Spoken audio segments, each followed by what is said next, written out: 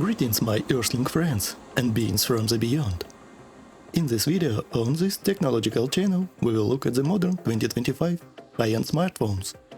Hope you are not getting bored from smartphone videos, because I am.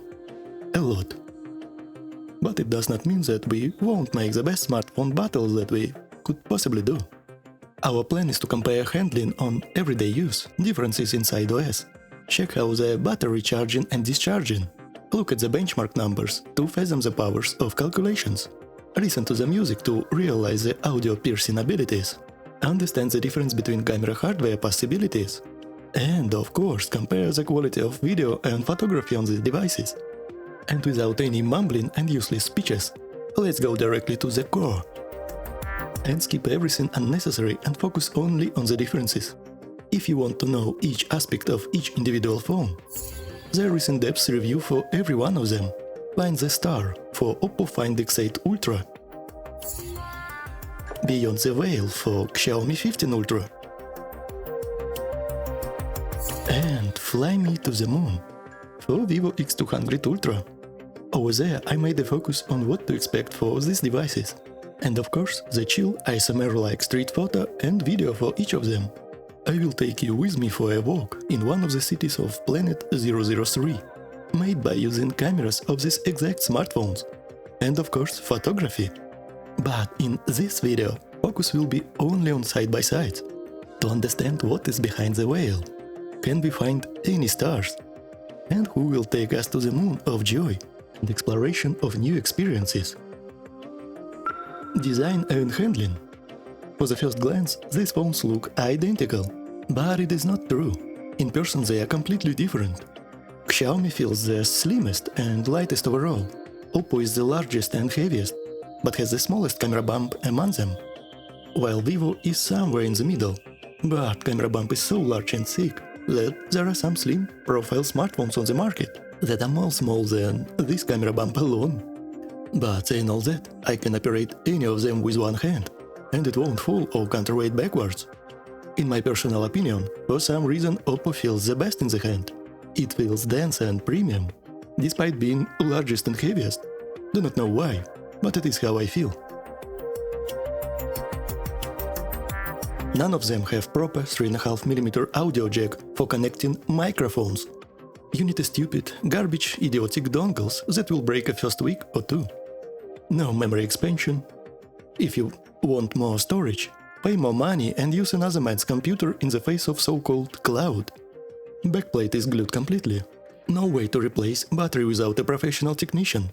Hopefully European new laws will rudely, unapologetically force modern companies to make battery replaceable. But how more years are we gonna suffer? The only new features are on Oppo and Vivo. They both have shutter button. They are haptic, you can zoom in and out and take a shot by hard pressing. That will move device up and down. Xiaomi does not have anything new. In the future I want to see more programmable buttons, ideally the mirror of the right side, with up and down and second power button on the left side that we can assign anything for, like physical brightness control. OS and features. They all are using Android, so I really see no point in more talking. Just the same old dying dinosaur, just in different skins. The same as iOS and Apple. Of course there are some differences here and there, but Xiaomi feels the most shallow comparing to others. If I long press the icons, it gives just info and delete button, while on others it gives so much more, as well as an ability for easy cloning and sharing any app, via Bluetooth or ultra-fast Wi-Fi options. I can even send a Play Store. Tons of small little touches, like customization of folders. I can increase the size, open apps without opening a folder, make it 1 or 2 rows both horizontally and vertically. Xiaomi likes it. But I still feel like Origin OS has slight edge, with more customizations and the best one-hand mode, period, that you can literally change like you want. But only Xiaomi is available on the global version. For the most part, it only affects Google Assistant. But I wish to completely de-Google my life and use different, more feature-rich alternatives that do not spy on me and sell my data to shady corporations. I won't talk in depth about any of the OS. I have a dedicated full guide and tour for full camera app showcase for all these devices, as well as others, like Sony Pixel and so on. What about battery? Charging speed is relatively fast on all of them, but we have a clear winner. Oppo is the fastest, not even close. It is my favorite and it is what I expect from any modern device, not only high-end ones. 6000 mAh battery, 9 minutes to charge for the third, 36 minutes to reach 100%. Vivo is the worst in this aspect. More than 1 hour is not impressive, and almost 1.5 to get notification to remove the plug. Ouch. Xiaomi is somewhere in the middle, not slow in any means, but not so fast that I can say whoa. 13 minutes to reach 33% and full charge for 50 minutes. I am using global version. It has smaller cut down 5400 capacity compared to Chinese version. Anything less than that I will consider a total joke for that ridiculous high amount of money they want to charge for just a pocket walkie-talkie.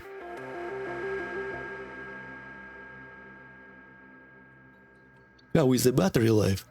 I made some stress tests. First runs are made in balanced mode with Wi-Fi, SIM card and GPS modules turned on, and 100% brightness. And second lap of runs are in eco and brightness set to 50%, and all the modules turned off. Now I see some improvements comparing to 2024 models, and the best in this synthetic lab test is, surprise surprise, Vivo X200 Ultra. But of course, among 3 of them, no one had beat Honor, that is whole 11% better even against X200U. If I set it to eco mode, it is a huge step up comparing to X100 Ultra. And Oppo and Xiaomi are fighting toe-to-toe and are not far behind. For some unknown reason, balanced and eco showed identical results on Xiaomi. Maybe dropped brightness of the screen during stress tests. Keep in mind, this lab test and real-life use case is different for different people. Using more Wi-Fi or SIM card, constant GPS and 10 plus apps open, gaming, your results can be drastically different. Benchmark and powers. Let's see some performance and 3D applications. I made all the tests in 3 variants, in turbo, balanced and eco mode, and in 3 resolutions at the same time.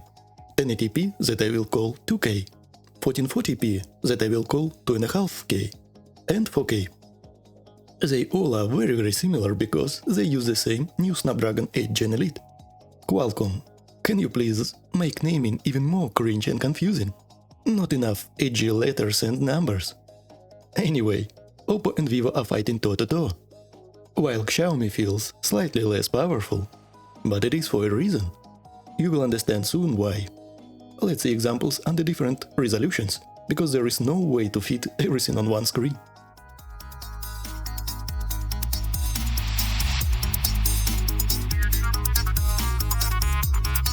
Wildlife at 2.5K and Wildlife Extreme preset in 4K. I am very impressed by the performance comparing to even 2024 laptop integrated iGPUs. Impressive. Xiaomi once again slightly behind. If you have not already noticed, pay attention to the Honor, the only one that actually understands the power scaling in different modes, and tuned smartphone to be more powerful in turbo, and has less performance in eco, while balanced does exactly what it says. Perfect. This is how it should and must be.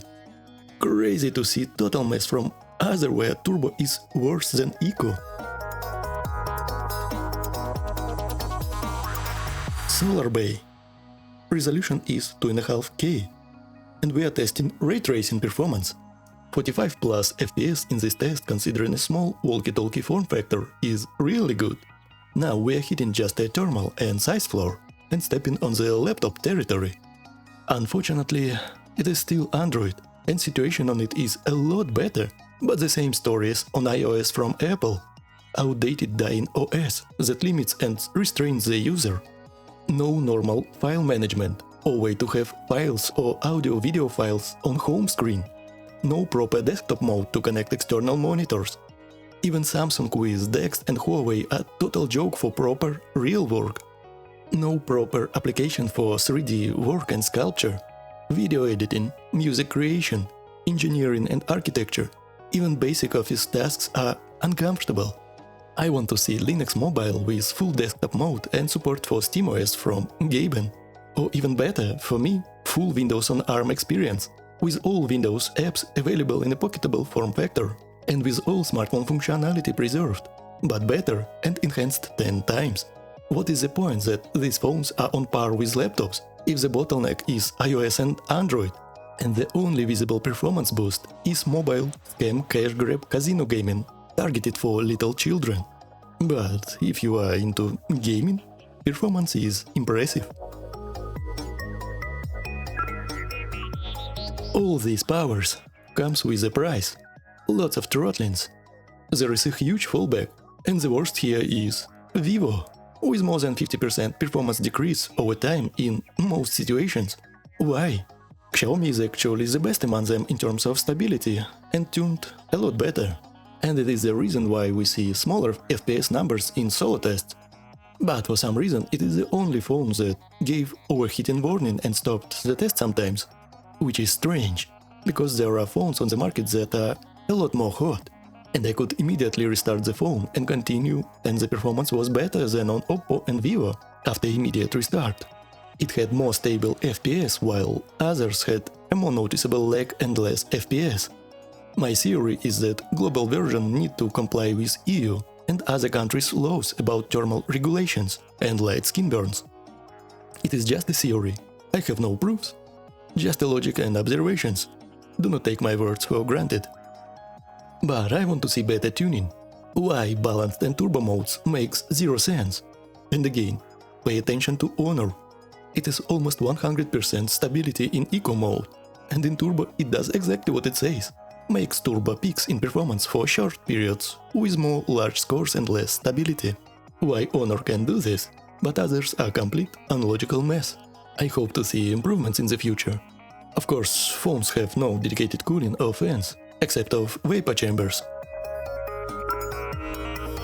High temperatures can be results of it, considering so good performance.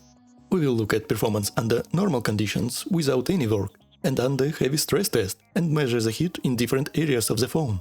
All tests are done in balance mode. Honor is the best, obviously. But what about other three? Not like night and day difference, but the hotspot is best on Vivo X200 Ultra, while back and sides feel somewhat similar. Xiaomi is the smallest and heat is less spread, so it can feel more hot overall. But I did not see that much of a massive difference. Under a 20-minute stress test, it was not comfortable to hold any of them. Audio and speakers. Good audio can lead to more comfortable experience, not only in video music listening, but also better calls and voice of our beloved ones when we speak in the messengers. Well, my stance is simple. Bad audio is unacceptable in anything that costs more than $300, period. I won't tolerate bad audio. It can be not very loud or bassy, but clean and open audio is a must in anything that is called high-end.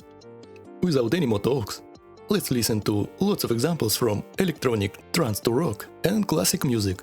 We will test high, mids and bass abilities, so you can get an idea, is it suitable for you or not, against best sound on the market that Honor puts inside their devices.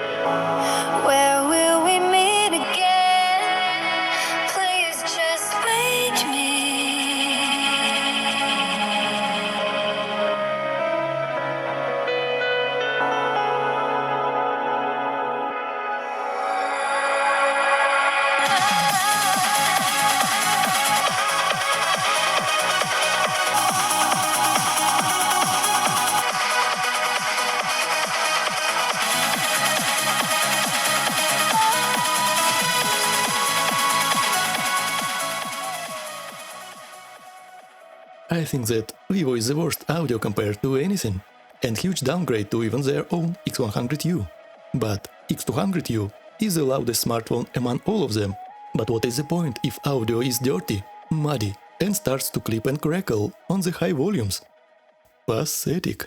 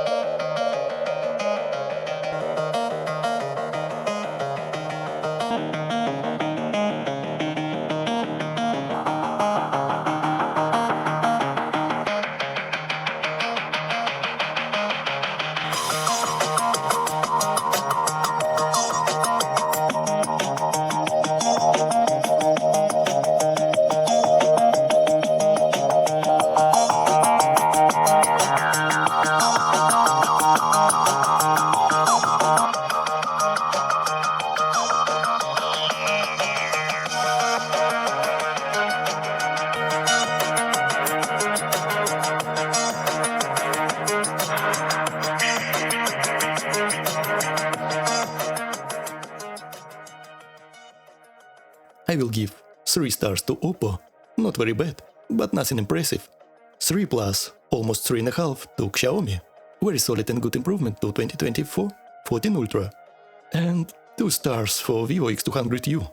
I do not even want to talk about it. So bad.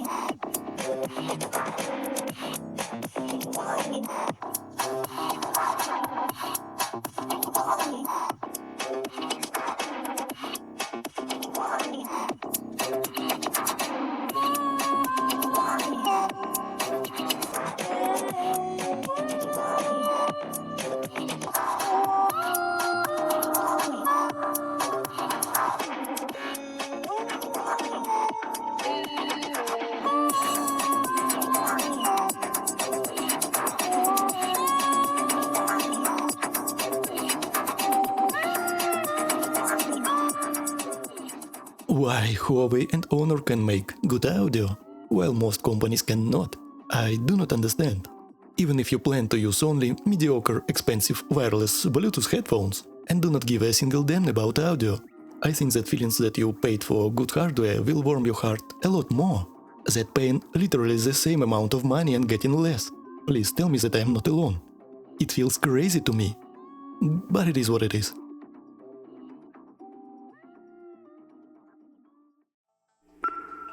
Camera hardware.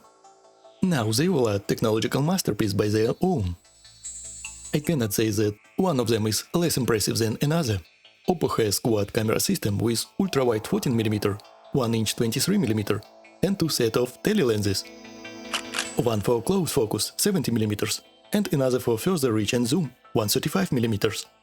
Xiaomi is also a quad system. We lost 12mm and now have 14. 1-inch 23mm without any aperture this year. What a sad news. And 2 telelenses for close and macro 70mm. And brand new 100mm with large 1/1.4 inches that I will simply call 1.4 to preserve my tone from breaking. 100mm on such large sensor for more quality zooms. And of course Vivo X200 Ultra. In a vacuum, it is the most technological device on the paper. The largest 1.3 inches ultra-wide with 14mm focus distance, very impressive. First ever 35mm optical glass on 1.3 inches, whoa! And of course the same as last year's HP9, 200 megapixels in the 1.4 inch, but with 85mm focus distance that can both focus very close for macro and zoom in very large at the same time without too much penalties. For the most part, I think that Vivo is more balanced in terms of hardware. But for my liking, it would be a lot better to have 28mm instead of 35 and 70mm instead of 85 for more compact and a lot more versatile experience. Why? Most of the lightweight mirrorless cameras have 28 to 70 range. For example, Sigma or Tamron. Even Nikon and Canon now jumped to the ship. It is a lot more easy to make small lens at these focal distances. It is more easy to use in my opinion, because on smartphones we cannot just change the lens. We get what we get, and we just crop in on sensor to get different focal distances. You can zoom in, but you cannot zoom out. And the Vivo is the reason why this camera review will have more examples and why we will use 35mm on most of them. To get an understanding, can we just crop in for 35mm 1.5x times from 24mm? Do we really need 35mm optical one? Because it is pretty tight. For example, it is almost impossible to film yourself with 35mm without long selfie stick on video. You cannot take pictures of 3-5 people without taking 2-3 or more steps back. But at the same time, 35mm is the most versatile focal distance that will give you field of view and compression with almost no perspective distortions on sides. It is the first milestone where facial proportions becomes true to life and natural. 24mm will make chins, cheeks, nose and everything big and goofy. Situation is that to get 35mm on all other devices, you need to crop in from main sensor that has equivalent of 24mm and performance will be very comparable. But on Vivo, to get the 24mm, you need to crop in almost 2 times on the ultrawide from 14mm. And in some situations, the difference will be huge. And Vivo does not have ultrawide in most of the fun modes, for example portrait mode and others. So 24 and 28mm will be huge downgrade in some occasions. It is give and take situation. As for the portraits and zooms, 70 versus 85 versus 100 versus 135. Also a very different look. Even 70 versus 85 is very different and requires 1-2 steps back, and compression will be different. I will explain it simple. Below 50mm, everything will have more and more perspective distortions, over-exaggerating the size of objects that are closer to camera and making everything smaller that are in the background. The more you zoom, the more facial proportions will be unwrapped towards the camera. And at some point it is possible to make objects that are in the background larger than objects that closer to us. Each of our eyes sees everything in 12 or even 10mm, but the perspective and compression is closer to something in between 50 and 70mm on the full frame.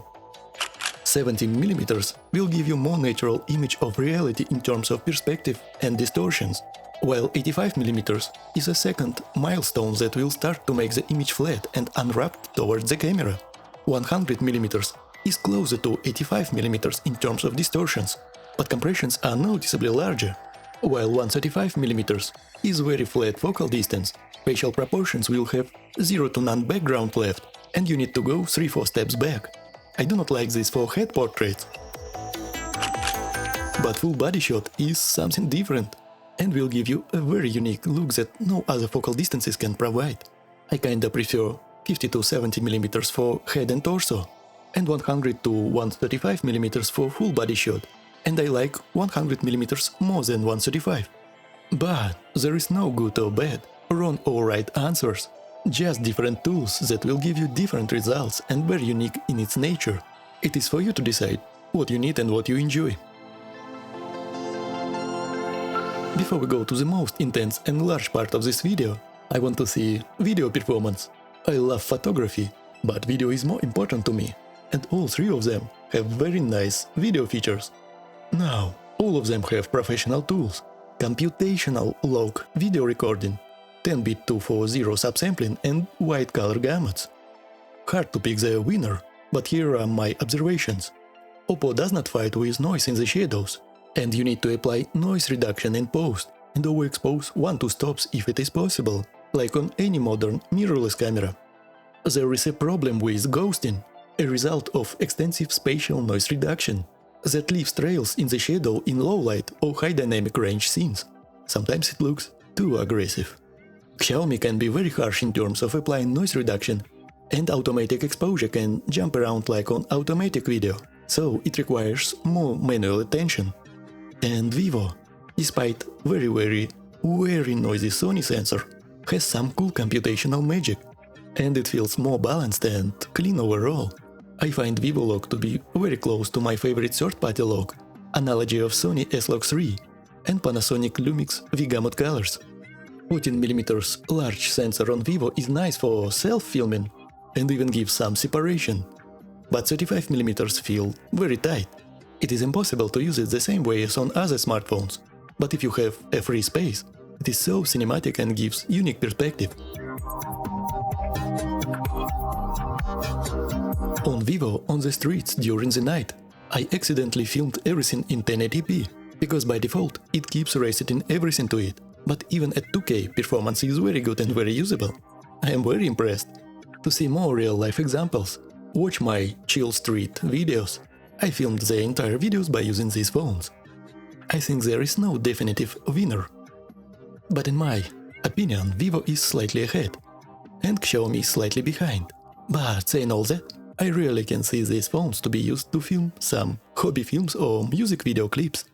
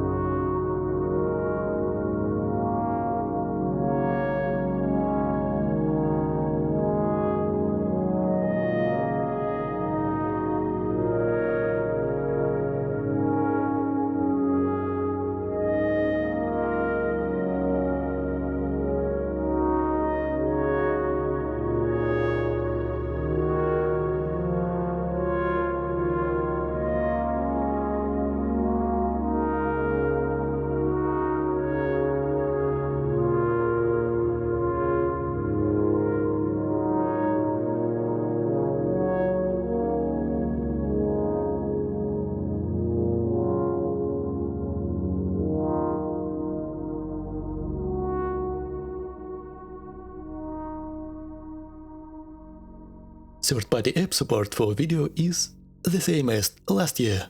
Only Oppo has some improvements, but it does not work with lock now, that makes it completely useless. I enjoy third-party app a lot more than built-in lock video. When you take control in your own hands, results will be infinitely better.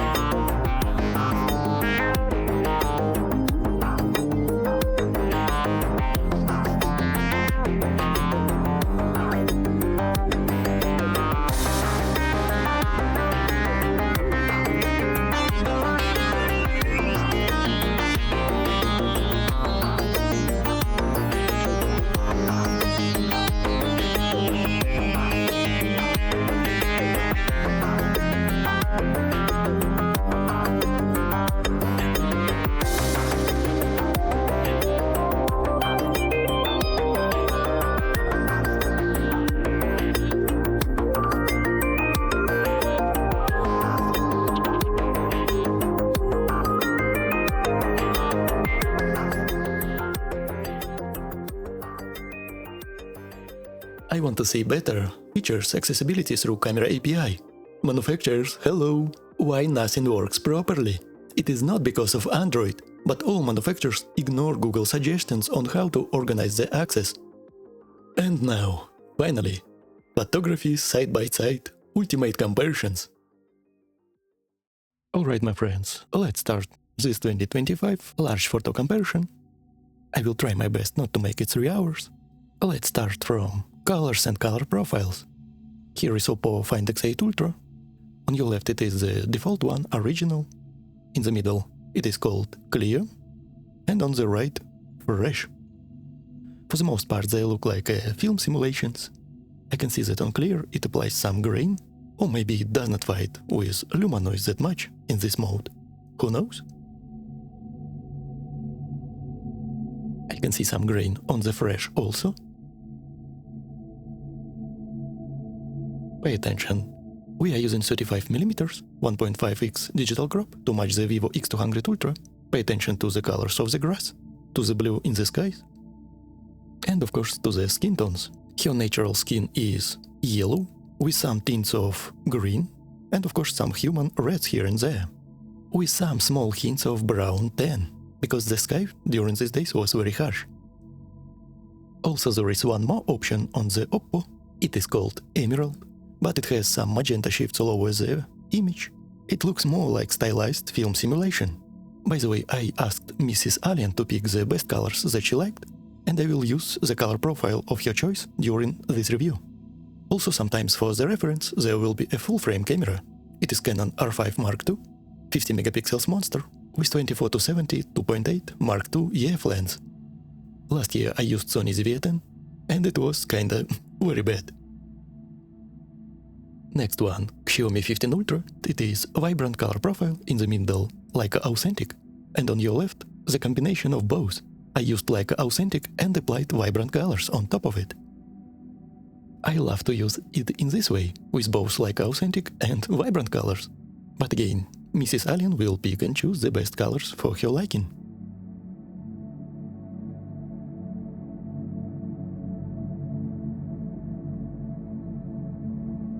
And from what I can tell, immediately I can see how the vibrant color profile is very overprocessed. I see lots of over-sharpness applied to the image. I just wish I have more manual controls over the look on these Xiaomi phones. Also there is another option. You can use, for example, vibrant or authentic and apply so-called natural colors on top. In the comment sections I saw some people that absolutely love to use these natural colors, but to tell the truth, I'm not a big fan of it. Image has desaturated colors, almost like faded film. Plus I can see some magenta shifts all over the image. They are artistic, creative, but I don't see anything natural in this image. By the way, it reminds me of the natural color profile on the Huawei phones. It has almost the same look. Faded, toned down, desaturated, with lots of magenta shifts and low contrast. Again, full-frame camera for the reference. Some people say that Xiaomi phones do not have accurate representation of the skin of the colors, but it is not true. The biggest problem on Xiaomi phones is that it tries to overexpose the image, plus the white balance is not very consistent. That's why you can see different color of the skin in different photos. And again, when I say that image is too overprocessed, I want to pay attention to these black dots all over the place, some white outlines on the hairs, and so on. Because in reality skin does not have all these black dots to such extent. It is just an overprocessing of the image. And now the star of the show, Vivo X200 Ultra. It has 35mm optical lens, it is not a digital crop. That's why background blur will potentially be better. Everything is automatic. On the left we have vivid color profile. In the middle it is textured. Actually one of my favorite color profiles on Vivo. And that is natural. It is my least favorite color profile. Colors are very dull and desaturated. And it has very weird orange HDR effect, almost like on iPhone. Color of the skin looks very weird. I will add full-frame camera in the mix for reference. As I already told you, the reason why I still love to use the real mirrorless camera, despite this phone having such great photo capabilities, is the color gradients of the skin. It is just impossible to recreate almost in any smartphone. And the reason why I, in most situations, prefer textured, because of these colors and color gradients. And this skin here is why I don't use Zeiss Natural almost like never.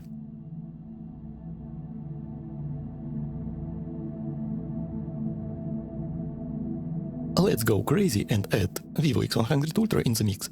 I have used this phone for more than a year as my main device, and I think that lots of people will love to see what is the difference. Pay attention how the textured color profile is more close to real cameras, while this weird, funky Zeiss Natural is just very off. I don't see any reason for me to use it. Yeah, colors looks very similar, the same improved textures, and the same artifacts, unfortunately. By the way, pay attention at the background blur. Yeah, looks like optical 35mm is slightly better, but it is 50% crop. It shows how powerful is these 1-inch sensors are. To tell the truth, instead of 1.3-inch 35mm, I want to see 28mm, but with the same 1-inch. I think that it is possible, maybe next years. Imagine the background blur and separation with 28mm 1-inch. I think that it will beat this 35. I really appreciate really hard work that Vivo puts inside their smartphones, and very brave and bold moves to move the industry forward. But my honest opinion, I really do not see that much of a benefit of using 35 instead of 1-inch. I can just crop in and expect very similar performance. Yes, I can really see some advantages, but to tell the truth, I expected that it will be night and day difference. So let's see side by side different smartphones. Original colors on Oppo, vibrant on Xiaomi, and vivid on Vivo. Look at the overall mood, at the colors of the skin, colors of the grass, blues in the sky, and overall contrast. Xiaomi is very overprocessed, tons of over-sharpening is going on in this vibrant. Oppo and Vivo are leaning towards magenta, Xiaomi is more close to the real skin tones. But I feel like all these phones require lots of exposure compensation, and ideally, manual white balance.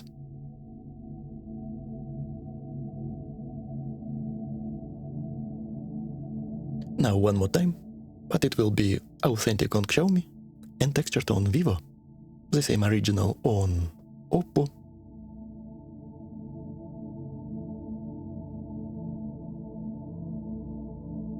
Very nice job from Vivo here. Very nice natural textures in these areas and on the neck, but actually Oppo is not far behind, but it looks more soft in this 35mm crop. 2.8 lens on the full frame and background is already obliterated. Alright, here is what Mrs. Alien chose, for some reason. Clear preset on the Oppo, authentic on Xiaomi, and vivid on Vivo. Specifically on the portraits, I will try to use these color profiles more during this review. If not, I will tell you otherwise.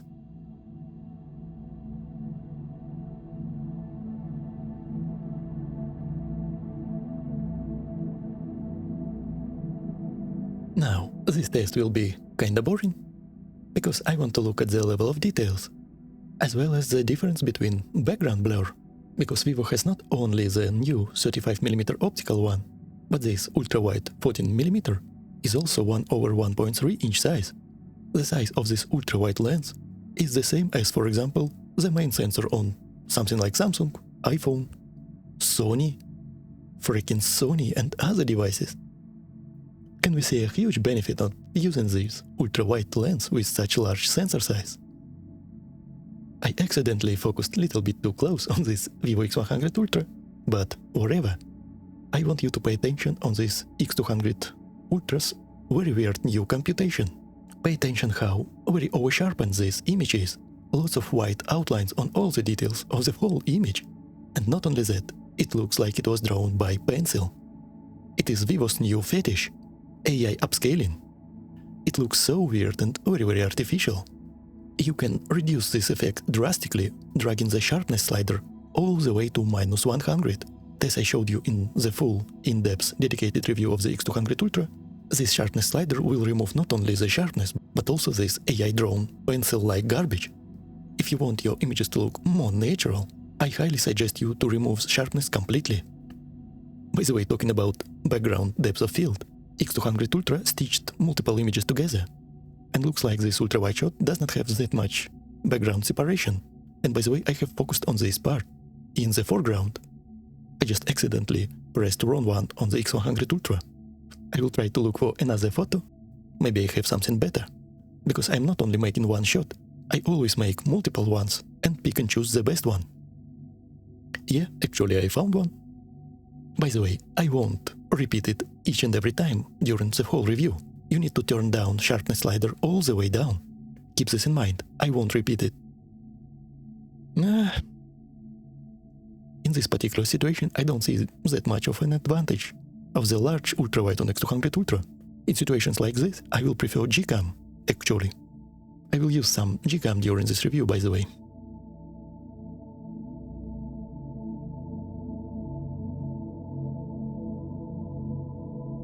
Now the first big disadvantage of x200 Ultra, to get 24 or better 28mm. By the way, 28mm is one of the best focal distances. It does not have that much of perspective distortions compared to 24mm, and it is slightly more usable than 35. I really hope to see 28mm 1 inch on one of the smartphones, maybe next couple of years. I really think that 28mm will be a lot more practical, and I see the possibilities to make it 1 inch. Pay attention at these white outlines and lack of background blur. It is not a portrait mode, it is natural depth of field on these 1 inch sensors. To get the same field of view on x200 Ultra you need to crop in 2 times.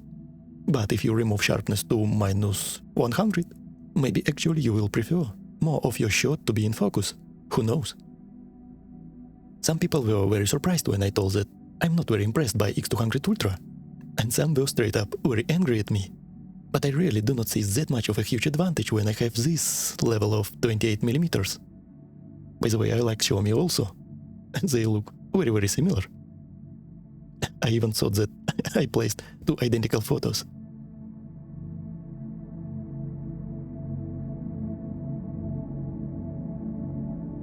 Now 35mm.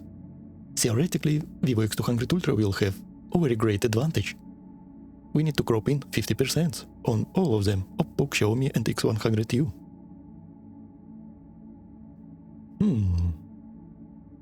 It is really not an easy task to tell that it is that much huge difference.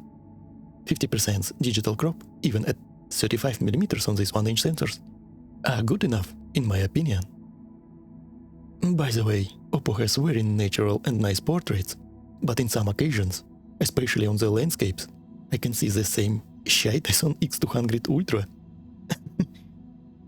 Oof, Oppo, why? Those weird AI, fused, upscaled, black and white, weird stuff. Ugh. Background blur is so busy on x200 Ultra. Also during this video, please pay attention to it. I won't repeat each and every time. But it looks so busy only because of overprocessing and tons of over-sharpening.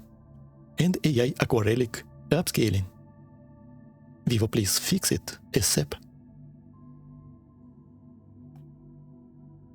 Now last shot in this test, 50mm equivalent, 2 times digital crop on this Oppo, Xiaomi and x100U and only 50% crop on x200U. Theoretically it is also an advantage in this main sensor, more ability to crop in. And even at 50mm, I can see that background blur is ever so slightly blurrier.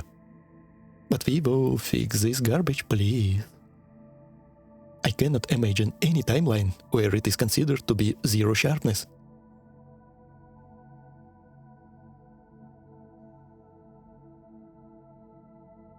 To my eye, it really looks like it was drawn by pencil.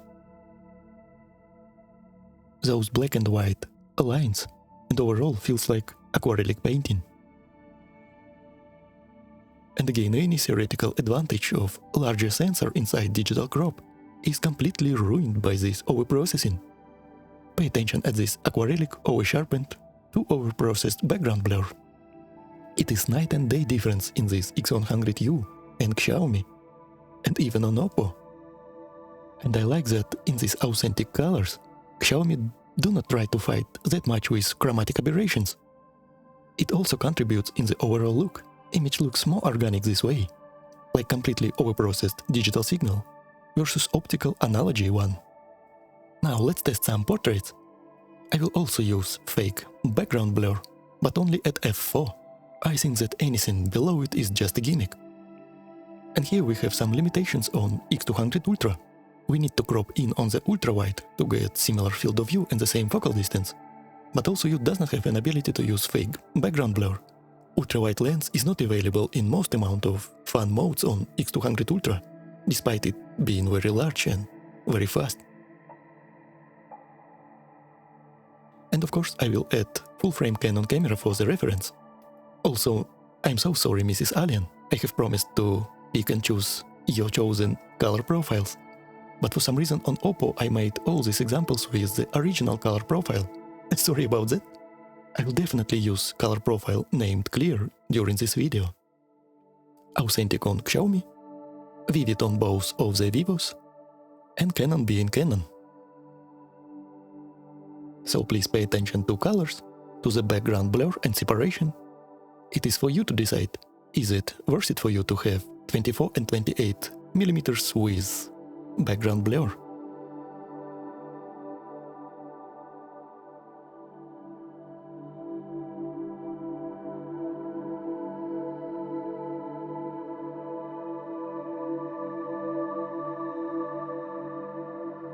Drawn by AI fake eyebrows on X200 Ultra, but is it a big difference for you? 24mm lens is not the best choice to make head portraits so close. It exaggerates all proportions, nose becomes big, and arms becomes large and goofy.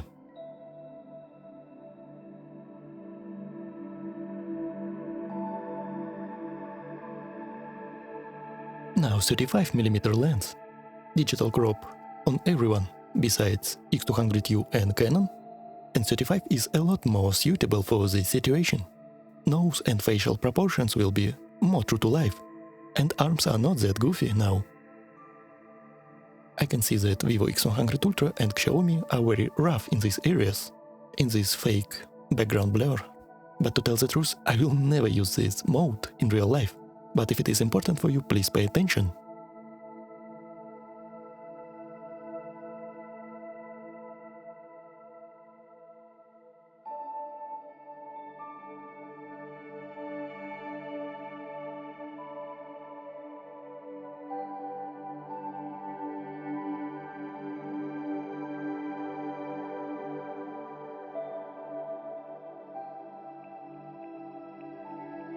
Now 15mm, digital crop on everyone except Canon, and 15mm is even more suitable for this situation. To tell the truth, I will never take a photo of human this close with anything less than 50mm. Maybe 40, but 35 is already on the edge.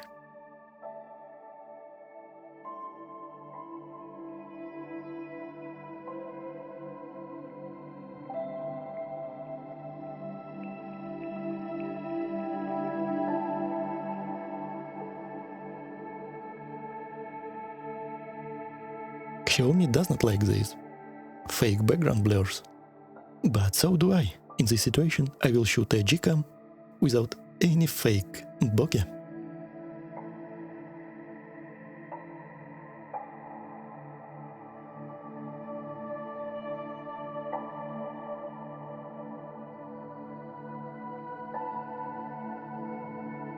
X200 Ultra has some artifacts also in some areas, not everything is perfect.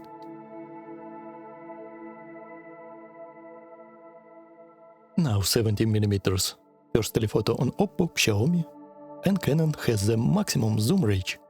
On both Vivos we will use 85mm. Now please pay attention to the difference between 85 and 70. How the face starts to be unwrapped towards the camera, and the face of the person becomes more flat, and something like this hair tail or the sculpt in general starts to look different with different perspective distortions.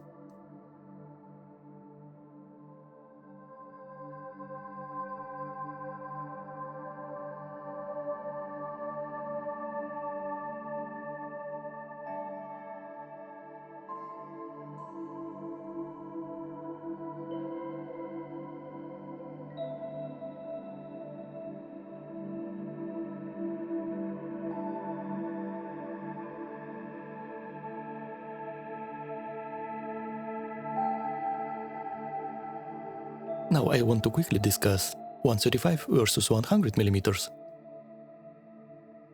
Pay attention that it is almost nothing in the background. On 100mm on Xiaomi I could at least capture something in this scene. This grass, those buildings, 135mm is just too tight.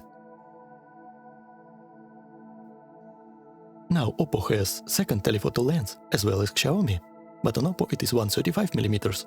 And here it is 100. Inside Portraits mode, x200U will give you only 135mm second option. It is a digital crop, while on X100 Ultra it will be 100. X200U will be similar to Oppo, and X100U to Xiaomi. But please pay attention to the compression. To try and get the framing exactly the same, I needed to take 1 or maybe 2 steps back. But even then I won't be able to get exactly the same in the frame. This grass, those buildings in the background. That's why I love to shoot 100mm a lot more. I feel like it is more practical and a lot more versatile.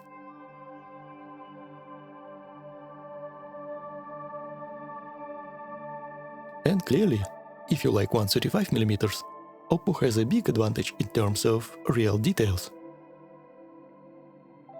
Something went very wrong on Xiaomi. It is not digital, it is optical. Alright, I will try to find another image. I don't know what is going on here, but Xiaomi kinda failed in terms of details. What is going on? Alright, it is what it is. I'm not biased to anyone, I'm showing you everything as it is. Let's go further. Now, before we do any more boring tests with tons of pixel peeping, let's see some macro photography. I found this poor small little guy near my window. He was almost starved to death. I could easily touch him with my finger. He was very numb and almost did not respond. And I decided to bring him to life and gave some honey to eat. He immediately started to eat, and this brought him back to life. I tried to focus as close as possible, and as you can see, you can focus more close on X100 Ultra rather than on X200. They have changed something in optical scheme, but now focus distance is further away for some reason. From time to time I will use GCAM mode. By the way, this is a toothpick, and you can get an understanding how small this little bee was. So cool! I can see each individual hair on this Oppo, these small droplets of water.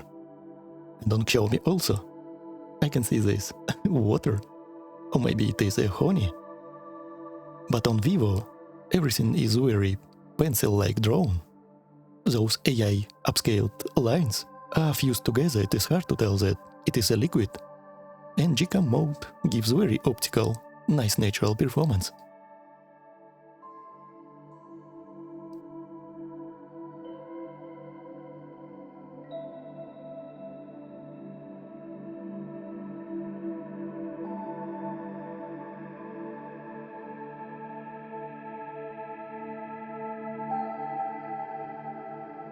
And now more extreme 20x digital zoom. On X100 Ultra we will use automatic mode now. As you can see, the same aquarelic AI upscaling. By the way, keep in mind it is 20 freaking x. It is microscopic level. It is not even a macro anymore.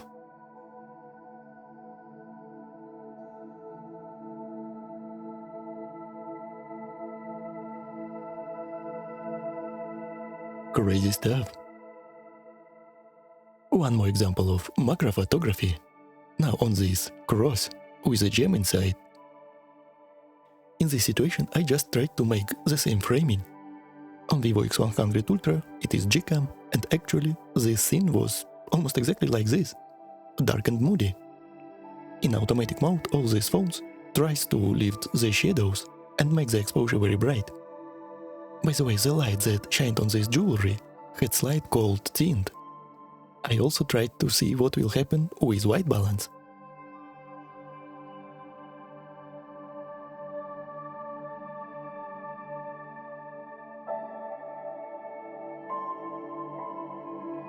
By the way, pay attention at this part. On Gcam, on X100 Ultra, it looks like a fiber. I can see all those wires, while on all other smartphones in automatic mode, it is pretty rough. Just no comments. I really wish all these modern manufacturers with Hasselblad, Leica, Zeiss Natural just woke up and give us actually something mind-blowing, but not AI upscaled or sharpened or processed garbage. Just pay attention to this part. What the hell is all this mess? Now 10x digital crop. On X200 Ultra you need to go in a lot more to get similar field of view. Gcam on X100 Ultra for the reference. In automatic mode, on Oppo, Xiaomi and Vivo, no matter of the logo on the back, they all look like pencil AI morphed drawings. On X100 Ultra with this Gcam everything is just so nice and natural. It is not even a competition, it is not even close. Pure massacre.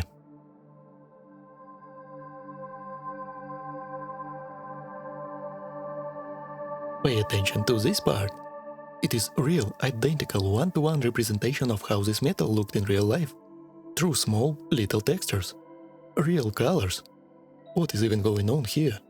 And here? And over there? What a total AI upscaled mess.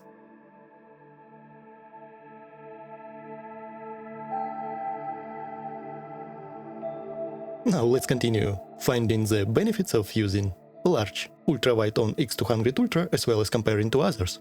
Gcam mode on X100 for reference. Please pay attention, the barrel distortions on Vivo X200 Ultra. You can see that it is pretty huge. In the camera app there is a setting to turn distortion corrections on, and it is switched by default. I just wanted to see the true nature of the optical glass. To tell the truth, I was not ready for that much amount of distortions. By default you will never see it in the real life. Modern distortion corrections are usually pretty good. In real life you will never see any problems. So, as you can see in automatic mode, all of them use pretty rough AI upscaling. And by far the most aggressive here is X200 Ultra. As you can see on Gcam, it is almost exactly how it was in real life. Just smooth and soft details without any AI roughness. Pay attention to the parts like this. It invents details that never exist in reality, some dots, lines. The same as on Oppo. It makes very nice portraits, but in situations like this, cityscapes, landscapes and others, you can find lots of fusions and AI distortions with fake textures. Xiaomi is soft, but at least it does not try to make all those fake textures this hard. It is just my observations. I will point out this only one time, and you just pay attention during this video for all this stuff. Is it important for you or not? I don't know. Maybe Vivo's over-sharpened AI upscaled look is something that you are looking for. It is only for you to decide. Also, one of the downsides of this AI upscaling process is that you are losing color information. Please pay attention to this X100 Ultra with its Gcam. There is just infinitely more color information, while some parts on all three of others look almost like grayscale, with dark black and white patches all over the place.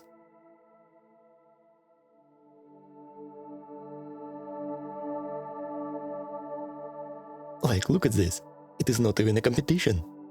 All details are very mushy, and overall all color information is lost. It is almost like black and white. Shooting in Astro is not always an option. And I feel like that's the only hope for not only Vivo but others as well. if some developer will make some nice GCam mode.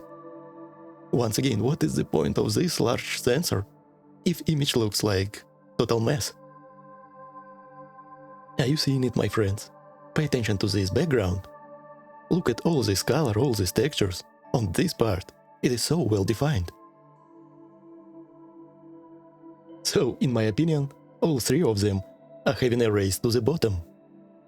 Who will make the most fake AI upscaled image? But please take my words not too hard. Just use your own eyes and make your own conclusions. I'm just telling you what I'm seeing on my screen. All these smartphones have Qualcomm Snapdragon chip. It means that it is possible to see some GCam modes available. To my understanding, Xiaomi is already having some good modes.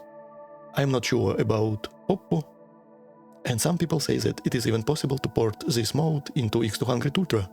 Maybe by the time I will upload this video, there already will be some modes. If you know some good GCam modes for any of these three devices, please let us know in the comments, so people can find one for themselves.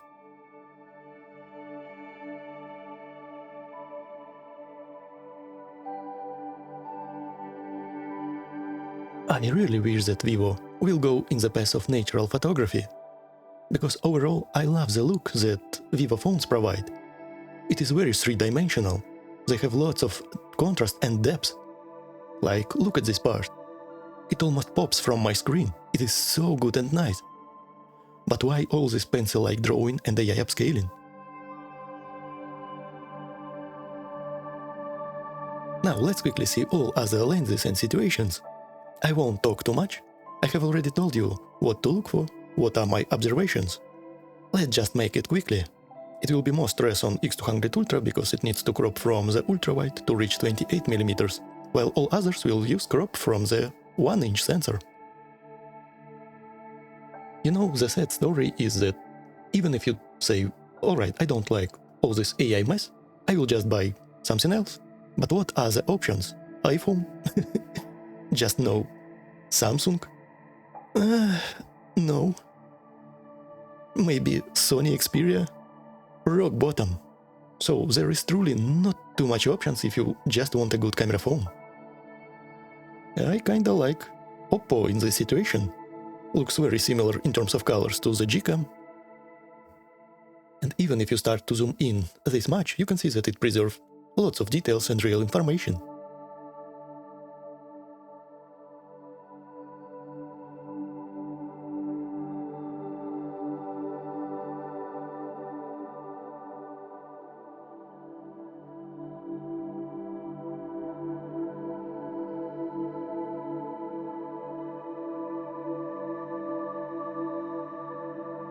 Now 35mm. The field of view becomes more tight, and X200 Ultra will have an advantage because it is optical main sensor. Others need to crop in 1.5x times.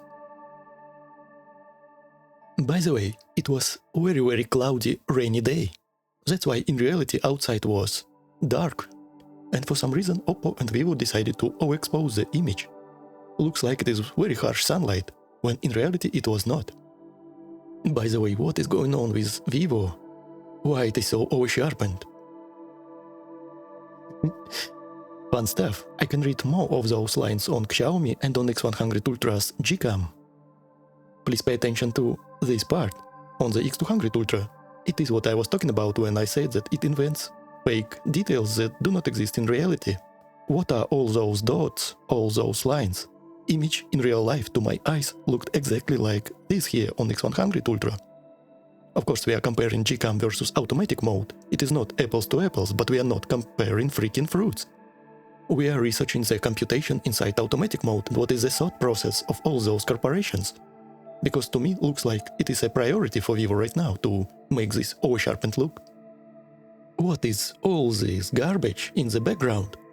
All these textures just make an illusion that it is more detailed image, when in reality there was nothing over there. Just a smooth metal. Literally nothing is inside. What are all these fake textures?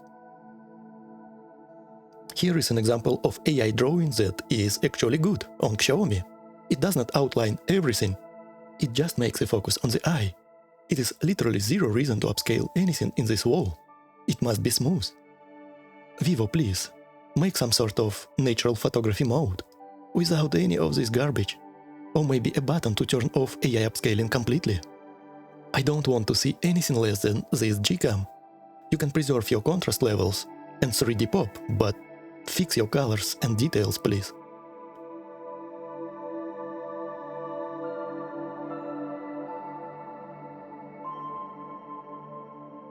Now, even more stress, 50mm equivalent. Is there any huge advantage for X200 Ultra because it crops less, but the sensor size is smaller than on all of them?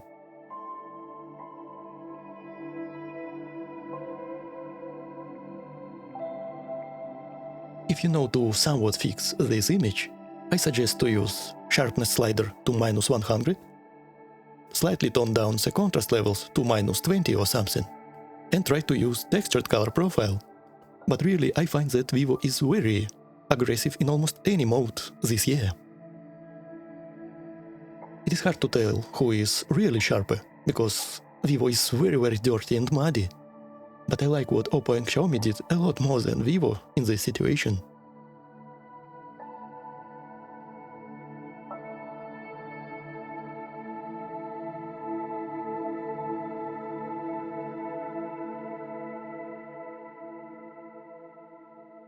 Colorful reality with real smooth textures versus complete AI inventions.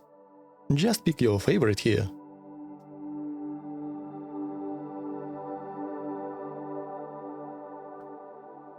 First telephoto lenses, 70mm on Oppo and Xiaomi, 85 on Vivo.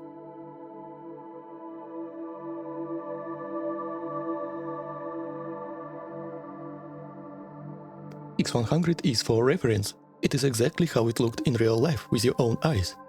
One-to-one representation, not only in terms of colors, but also all the details are literally the same. It was not any sharper than this.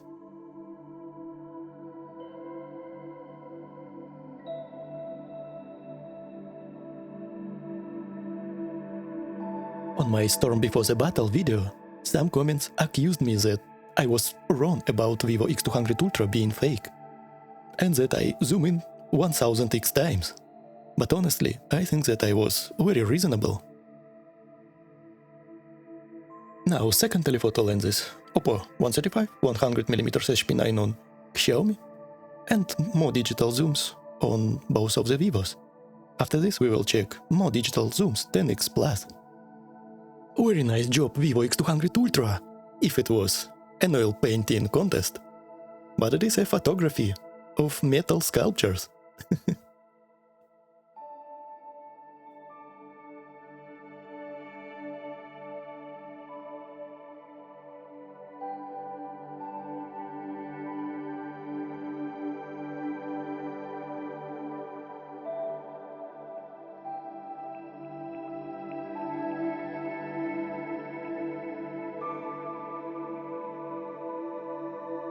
Now 10x digital zoom on all of them.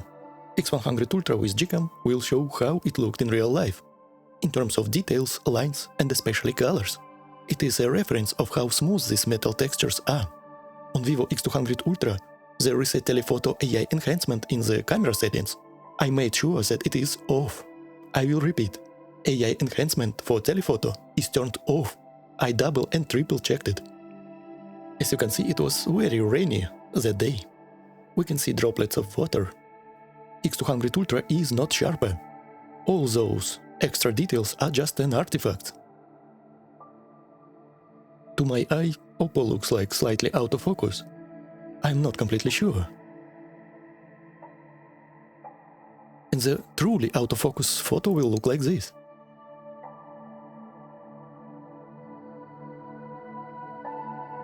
So it is what it is.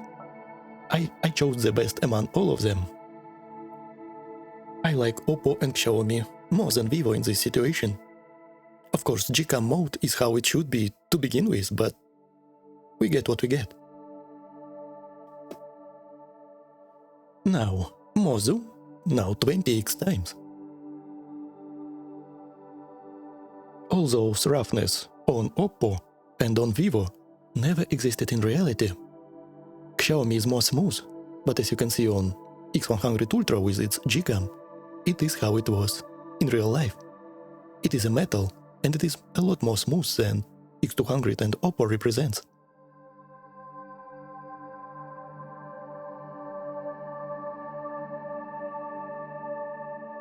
Now I want to quickly take a look at Oppo versus Vivo. Last year in this location, Oppo showed the worst results in terms of AI upscaling and weird fakeness. I just want to quickly get an idea because X200 Ultra shows some very funky stuff this year. You know, it is crazy stuff, but looks like Vivo is more aggressive in all these situations. They all are doing some wild stuff, but looks like Oppo at least leaves some grain on the image.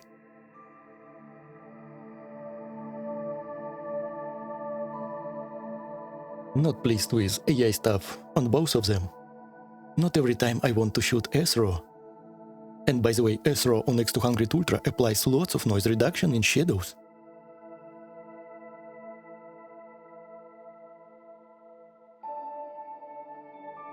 But from what I can tell, and if you saw my Oppo Find X8 Ultra review, it is a nice step forward compared to 2024 Find X7 Ultra. Also I can see some ghosting on these contrasting edges. What is this? Chromatic aberrations or just an artifacts of HDR stitching? And look at the bark of the tree. Definitely I feel like in some situations X200 Ultra on these extreme zoom levels are a lot more fake than even Oppo, which is also not very natural to begin with. Crazy stuff.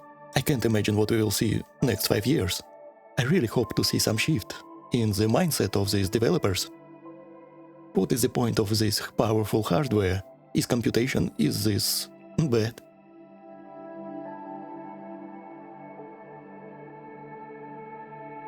Now let's see some cityscapes. It is very cloudy evening, but we still have some sun in the background. Original colors on Oppo, authentic Xiaomi, and vivid on both of the Vivos. It is not G-Cam this time. How is HDR abilities to preserve this backlight sun? And what is overall image quality? Looks like X200 Ultra appears more sharper. But it also applies fake textures at the same time, so it is very hard to tell. But in this part, HDR is better on both of the Vivos. I can see lots of overexposure in authentic colors on Xiaomi and on Oppo as well. It is really hard to tell where is real details and where is fake AI-drawn mess. In the end of this comparison, I will show you some raw files. Maybe over there we can get some more understanding, because now it is a complete mess. Very hard to tell anything.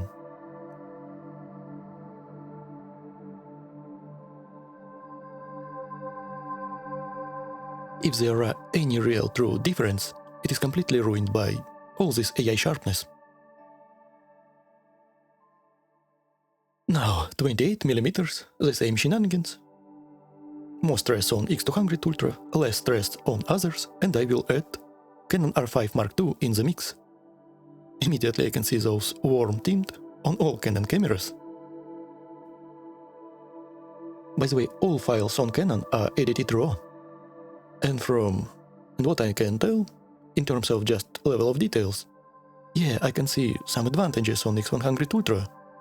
It is a crop from 1 inch, where it is ultra-wide, but to tell the truth, difference is not that drastic. So in this example, distant cityscape, you can really get away with this photo. I can see better textures on the brick on X100, but I feel like Oppo and even Xiaomi did a better job in terms of details. Xiaomi is just more soft, but I can see more straight, horizontal and vertical lines.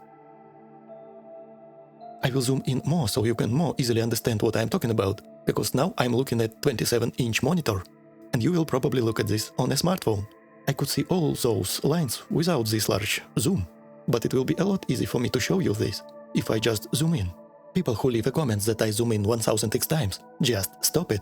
Here I zoomed in only 4x times, just to showcase you the difference that I can see without these zooms. For simple general stuff like this, I feel like digital crop from this new large ultrawide is more than good enough. because there is fog and haze, atmospheric distortions going on. And I feel like, despite being more soft, Xiaomi actually preserves more real details, more real shapes, because on both Vivos it looks very distorted, and even texture of the stone looks more organic. But contrast levels could be better.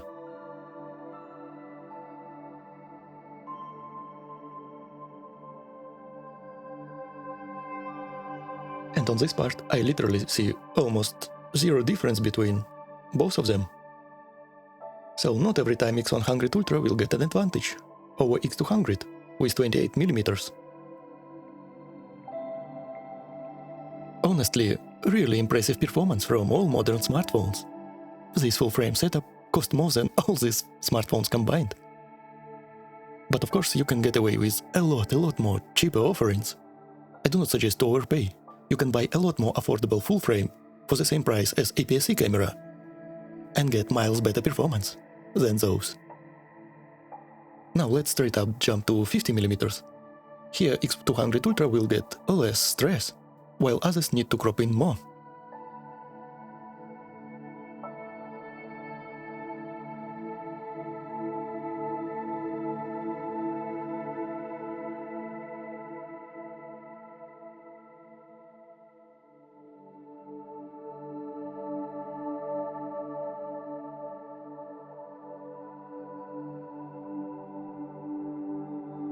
All of them look fine.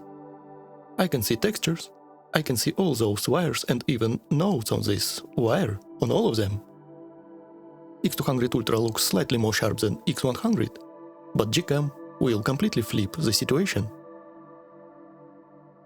But you need to zoom in really hard to notice any drastic difference.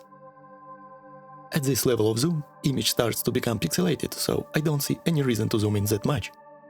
But again, it is really hard to differentiate the real details on x200 Ultra from fake AI drone ones. In this example, I cannot give any definitive conclusions. Most of the lines that I see on x200 Ultra are the result of extensive luma noise reduction, as well as AI upscaling, so let's just move to the next one. Very hard to navigate here. Let's try telephoto. By the way, I appreciate these new icons on Vivo x200 Ultra. It shows you in what mode it was made. Nice cool little touches. And I can see that HDR is better on Vivo. And by the way, surprise surprise, but large full-frame sensor could not recover all those details. By the way, it is an electronic shutter. On Canon R5 Mark II, electronic shutter is almost the same as mechanical. It loses 0 to none dynamic range. That's why I'm also stress testing it. I deliberately overexposed this image, because Canon has some problems in the shadows. But I really was surprised that I was not able to bring all those highlights back. Interesting stuff. I'm not very pleased with Canon, for the most part, in terms of video, but it is a topic for another video. Canon, you are breaking my heart. By the way, these gold-yellow accents are slightly over-exaggerated on Canon.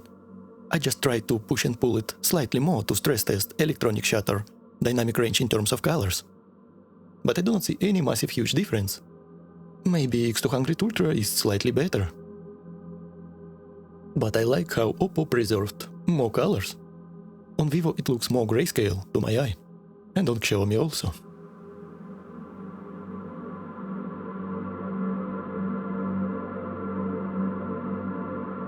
As you can see, on paper 70 and 85mm are not very far between each other, but in real life the difference in the field of view is big. I just simply cannot frame it the same as on 70mm. I need to take multiple steps back. So, in my humble opinion, 70mm is a lot more usable focal distance. Now second telephoto, 135 on Oppo, 100mm on Xiaomi, and 135 on both of the Vivos. Pay attention to the field of view. 135mm focal distance is really very situational, and looks like dynamic range is not hardware but software problem.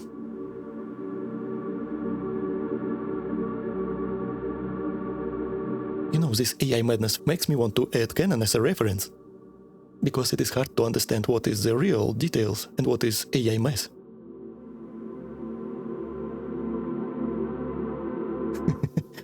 More well-defined details in this part on smartphone versus 50 megapixels full-frame camera. Crazy stuff.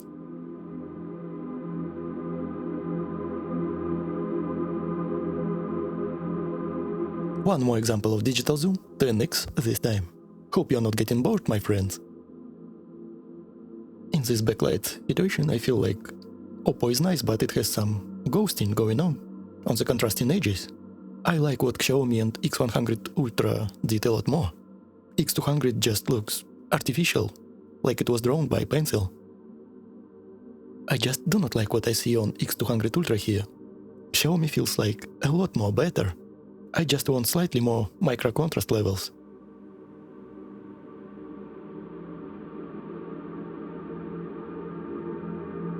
Now I want to explore what is happening if you start to zoom in more. And on X200 Ultra, something very strange happening. Quick reminder, AI telephoto enhancement is turned off. The more you zoom, the more it transforms the image into the kid's drawing pencil painting. Instead of real details and real colors, we see only pencil outlines. And the problem is not only just outlines, but outlines that never existed in reality. For example, these lines. They look just one single stroke, when in reality it is not the case. And in this situation, I think that Xiaomi is a lot ahead. I got a bunch of comments that no one is zooming in like this. Yeah, right.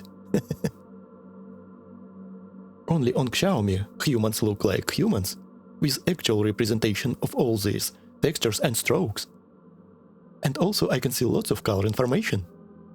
Cool stuff from this 100mm optical HP9. And with more zoom levels, situation gets worse and worse on Vivo X200 Ultra. I made bunch of photo examples, but all of them has weird AI morphing. All lines are fused together. I really could not pick the best image for next example, because all of them look like trash. Now, more extreme, but still pretty reasonable 30x zoom levels. 30 to 40x is the maximum that I personally would go with these modern smartphones. If you start to zoom in more, 60x, 100x, image will just fall apart quickly. But here it will still hold up well. Oh. Vivo. What the freak is even going on with this pencil-like garbage? Pay attention to the face of this old man. What a total abomination. It does not even resemble a human. What is going on with this face? I totally understand that they look very soft and not very detailed on Vivo. But on X200 Ultra it is just a next level rock bottom. I feel like Xiaomi did a lot better job in terms of this large zoom level. It preserved not only all lines, but color information. Crazy to say, but Oppo is miles better than Vivo X200 Ultra here. It also uses some AI upscaling all those pencil-like lines. But it is not even close to what Vivo does. I can understand on Xiaomi that it is a human. It has beard. I can see that there is kids here. They are reading one book. What is going on? Oh. And look at this part on Vivo. Oh, just gazillion face palms. I can understand that it is a human. Eyes, mouth. What is this? And here on Xiaomi, and to some extent even on Oppo, I can tell that these branches, leaves and flowers are not part of this painting. While on X200 Ultra everything is fused together. Looks like all those leaves, branches and this yellow flower is a part of this painting. Look here, it is a human face with a beard. And even on X100 Ultra I can see that there is a human over there. On X200 Ultra it is just a messy spot.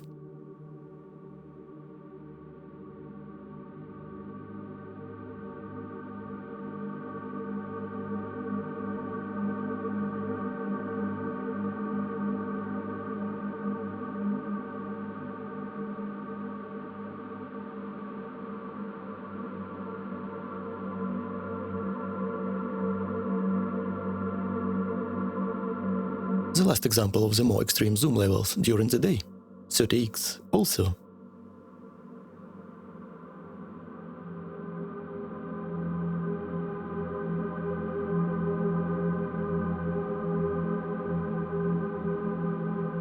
I feel like Oppo is a good middle ground between all of them.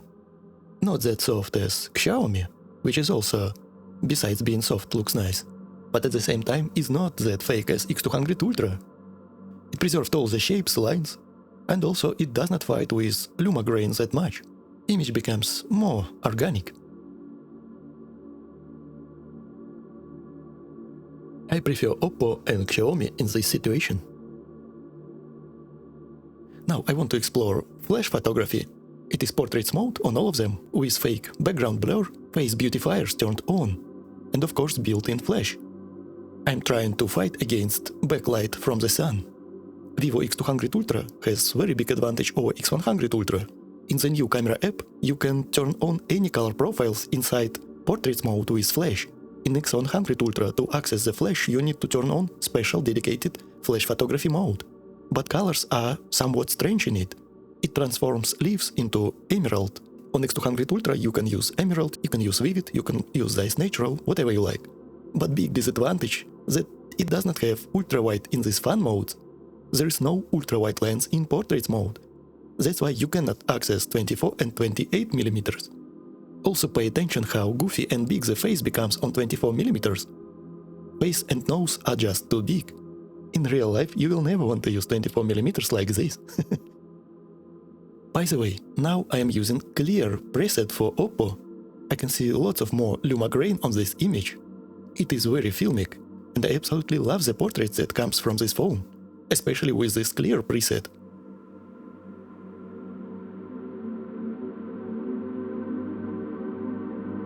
On Xiaomi, facial retouching slider is turned to 50%. On Oppo, it is 25%. On Vivo X100 Ultra, I am using natural profile, so as on X200 Ultra, but it is not working on ultra-wide lens.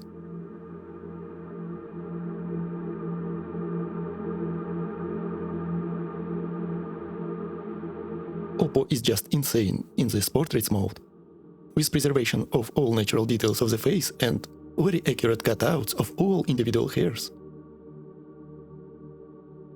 Now 35mm. Can anyone stand a chance against Vivo's new optical 35mm? Not only can stand a chance, but I kinda like other smartphones more than Vivo. But still, image is very nice. Insane performance from Oppo once again. Some overexposure on X100 Ultra. Sun was blasting very hard from the behind. That's why I had to use flash to lead the face. I like what Xiaomi and Oppo does here.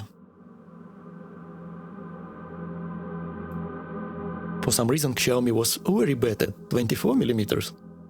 But on 35 I like what I see a lot more than even from Vivo's optical one.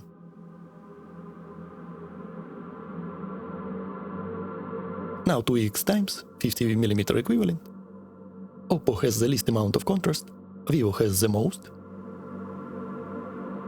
I don't like the fake background blur on X200 Ultra and on X100 Ultra by the way as well. That's why I'm never using this fake blur on my Vivo. It looks like just a green screen, like the model was cut it out by the skissers and pasted into this background. On Xiaomi I can easily get away with it, and Oppo is just an absolute portrait monster. It is the only smartphone that I feel comfortable with using this fake background blur. Just whoa and whoa.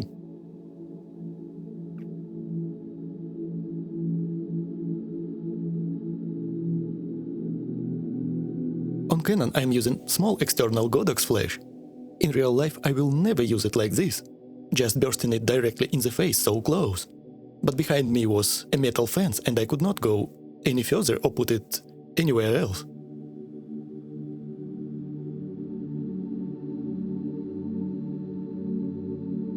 Now telephoto lenses.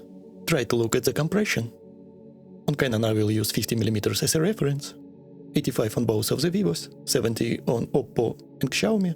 Something is very off with white balance and HDR. Looks like this image is defective. I have 3 of them and all of them look like this.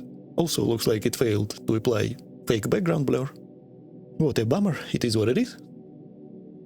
I think that it is a big improvement over 14 Ultra from 2024 in terms of portrait mode, but I still think that I'm not very comfortable of ever using this face retouching mode on Xiaomi. It is hit and miss, sometimes it is okay, but sometimes it is just unusable, or has some artifacts and bugs, while Oppo is each and every time very natural and good. I think that this year it beats X100 Ultra. In this situation, under this condition, I feel like Oppo is not even in the same league as others. Image is more soft, but it actually has more details than others. And I love this Luma grain touch. Just so nice. I love it.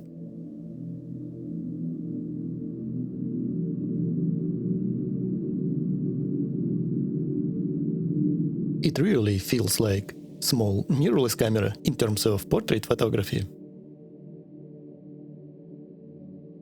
Now second telephoto on Oppo Xiaomi, digital crop on both Vivos. Let's quickly zoom in, without any more speeches. And pay attention to compression.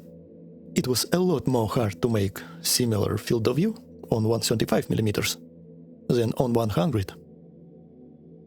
Oppo obliterates anyone in terms of fake background blur.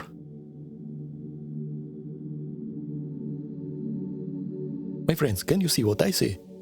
Don't be fooled by artificial sharpness.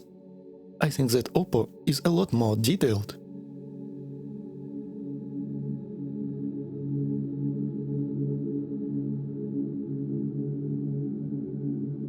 Now, I want to test the behavior against the bright sun. It is one of my favorite ways of taking images when the sun is somewhere in the sky, in the background. We can see the dynamic range, the coatings on the glass, as well as software features for dehazing and removing these light leaks and low contrast. And at the same time we will look at the possible artifacts.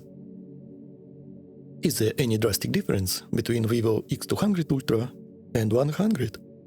Remember, it is the largest ultra-wide lens on the market right now. And yeah, I kinda see it in the face. But, honestly, to tell the truth, to my eye feels like Oppo is better.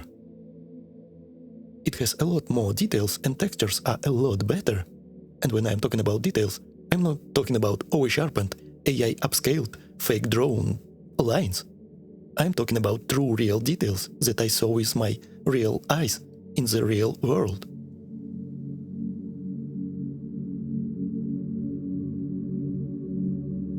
Yeah, I can see a lot better contrast levels in the Vivo X200 Ultra, but small extra details and textures are better on Oppo than on largest ultra-wide on Vivo.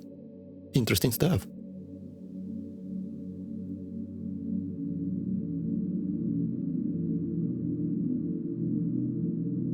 But X100 Ultra has the best HDR in this situation.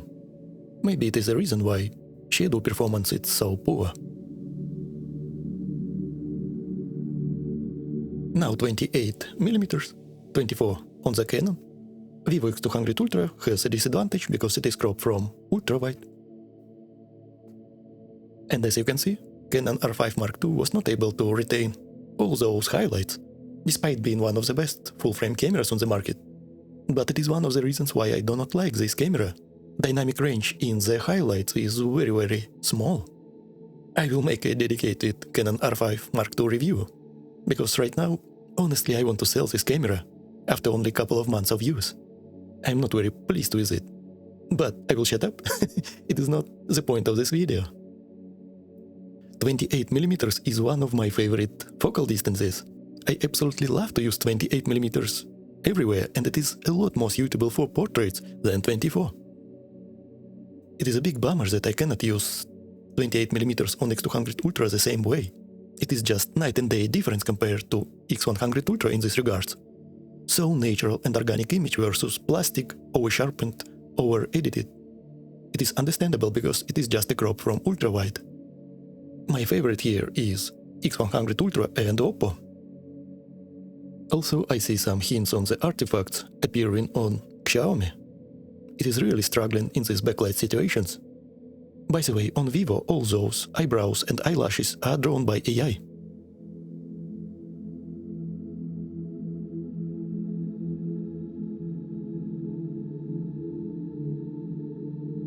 now 35mm, everyone else have more stress, X200 Ultra will have an advantage. Or is it? Let's find out. 35mm on this general zoom lens on Canon. And honestly, yeah, I can see somewhat more detailed image. Maybe. But honestly, not bad from X100 Ultra. Maybe without any more zooms, I enjoy it more. And Oppo also is very, very detailed. Xiaomi struggles against backlight. Xiaomi is not feeling very good against this backlight situation. It starts to hold itself without falling apart. Yeah, I kinda see slightly more textures on the skin, and contrast levels look better. It is more aggressive software dehazing is being applied. But honestly, I do not see any big advantages. If anything, it looks more over-sharpened to my eye. Of course, gladly Vivo is the only smartphone that allows you to control sharpness levels. If I will use this phone right now, I will probably straight up just drag sharpness slider all the way to -100. But honestly, I wish they found a way to preserve 1-inch size and make it 28mm or something. Looks like Canon is not completely in focus on the eye. It jumped on ear or neck.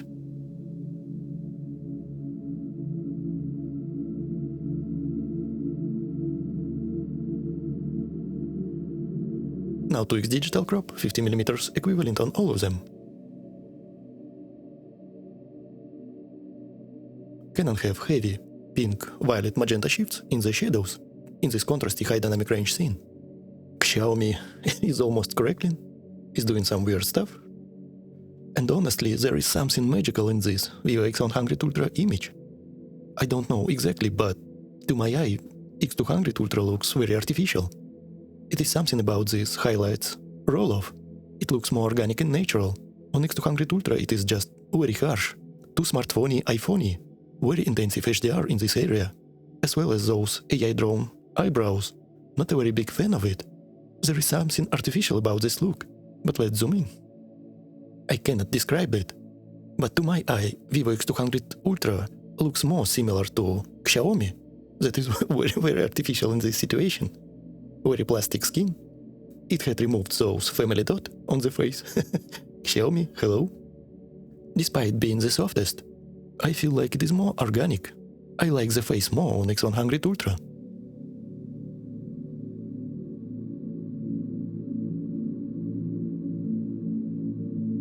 By the way, I like this shoulder and texture of the clothes more on Xiaomi. They need to do something with this very weird funky portraits against bright light. Now quickly, telephoto lens, 70, Oppo, Xiaomi, Canon, 85 on Vivo. Oh, Xiaomi. And we have a problem here. It is a lot worse than last year's. And I have called it Xiaoringan. Those Xiaoringan eyes. Pretty sad story.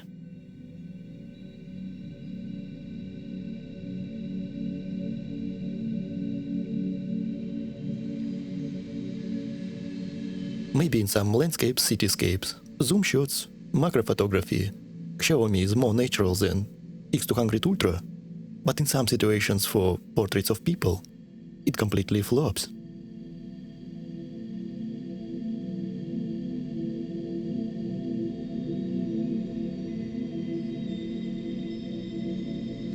And quickly a second telephoto lens.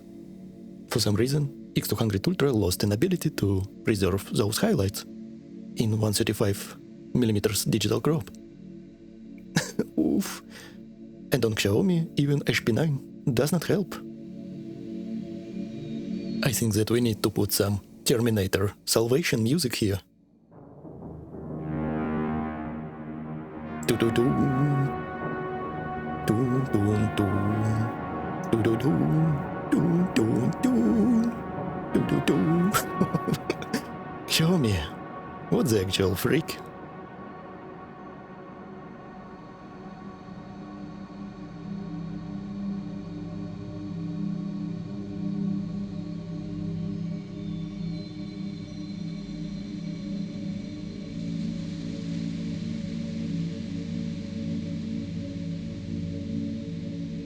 Now I have made a second lap of runs, but this time I used flash photography plus face retouching beautifier. Sometimes it can drastically increase the contrast levels and the preservation of information. Basically we are lit in the face of our model, and the phone just need to preserve the information in the sky. But as you can see, for some reason, none of them preserve the sky. But honestly, I'm more interested to see the performance of the face. Again, X200 Ultra has a disadvantage, because it is cropped from ultra-wide, no separation of our subject whatsoever. It is not a fake background blur, it is just a natural so-called bokeh from these 1-inch sensors. Last year, Vivo was my favorite phone for this portrait mode, with face retouching. But this year, I think that Oppo took the crown, and now it is the best camera phone for portraits of people. In all aspects, natural texture of the skin, fall-off of the highlights, preservation of actual, natural, but still soft and pleasing details, and of course the color gradients, and it preserves some luma grain. By the way, luma grain I can see only on the fresh color profiles.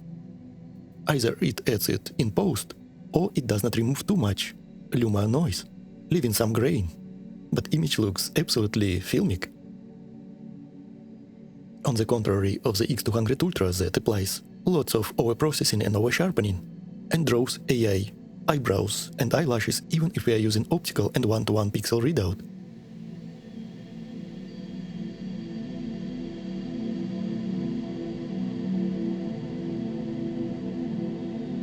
Now 35mm, optical advantage on X200 Ultra.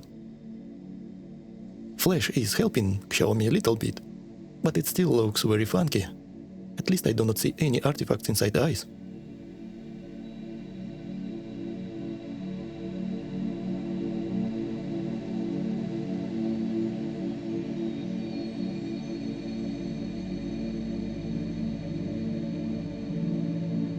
Now quickly, 50mm. I can see some highlights in the X200 Ultra. Very nice. Insane performance from Oppo, as always.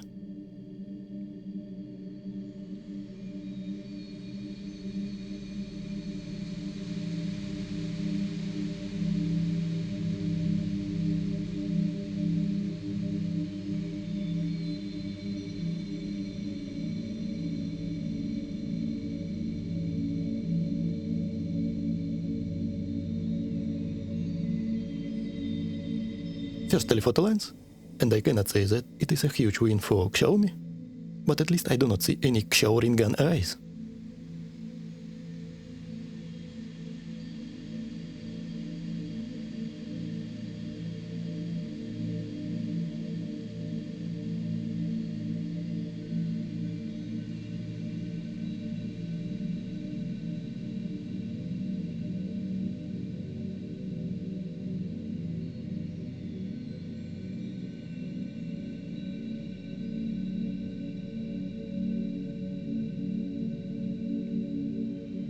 Now, very quickly, second telephoto lenses, 135 and 100. But honestly, I think that it is one of the worst focal distances that you can choose for head portraits. It will make the face a lot more wider than reality, unwrapping the ears towards the camera, making it flat. It is too tight and almost nothing is in the background. Hard to showcase the location. To me, this focal lens is only for full body shot portraits.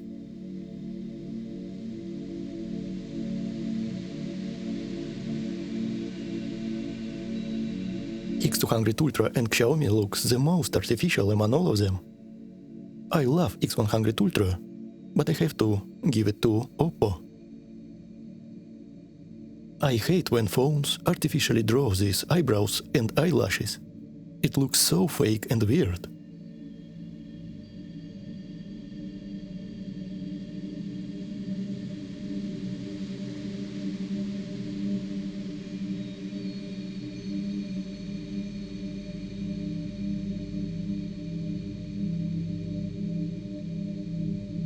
Now, my friends, we are transitioning into the night. It is very late evening. I promise that this pixel peeping session won't be too long. I just want to see low light performance, specifically of Vivo X200 Ultra and how these modern high-end smartphones are stacking against full frame camera. I will use just automatic mode on X100 Ultra this time. No G-cams, for some reason it exposed this door too bright. In reality it was a lot darker, like on X200 Ultra. But whatever, let's quickly zoom in. 28mm on all of them, potential disadvantage for X200 Ultra. Yes, it really was that dark, as on Canon.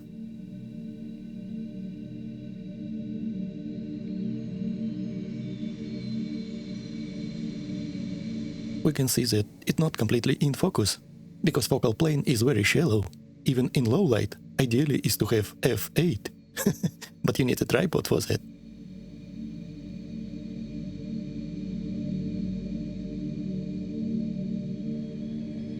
Now 35mm, potential advantage of X200 Ultra.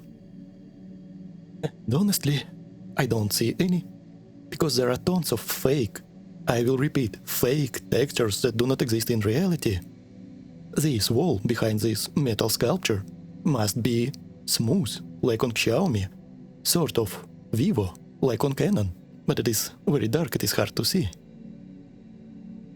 If there is any advantage, it is completely lost in all these kids' drawn pencil artwork.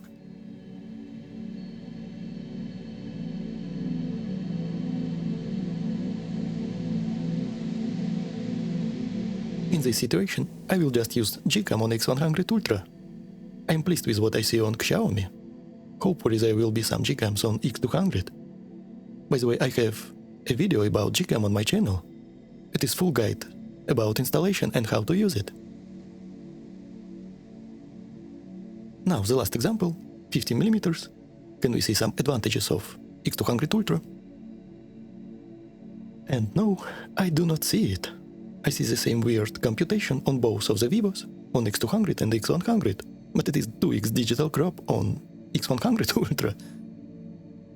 Actually, I see some advantages on Xiaomi.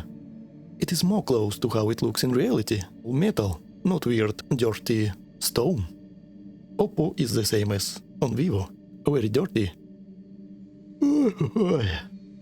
Oi. Even f4 is not enough to make it completely in focus.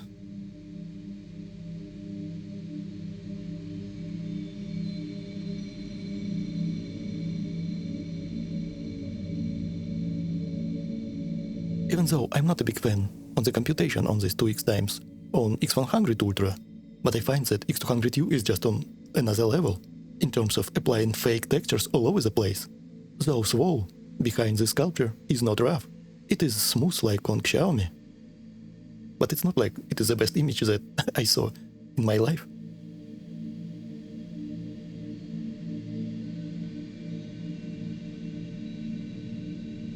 Now the last part of photo comparison. We will look at lots of low light examples, night mode, photography in the dim studio, and of course astrophotography. Here is just basic cityscape. Ultra-wide lenses. Let's zoom in to see the advantage of the largest ultra-wide on the X200 Ultra. Low light should be obvious benefit. Yeah, kinda. Image is more sharp. I can see more information on those signs. But honestly, maybe I even prefer Oppo in this situation. You know, the most annoying part on Vivo X200 Ultra is that this sensor is definitely capable, but all those overly done editing, computations, sharpness, upscaling does not help, but only makes the image worse.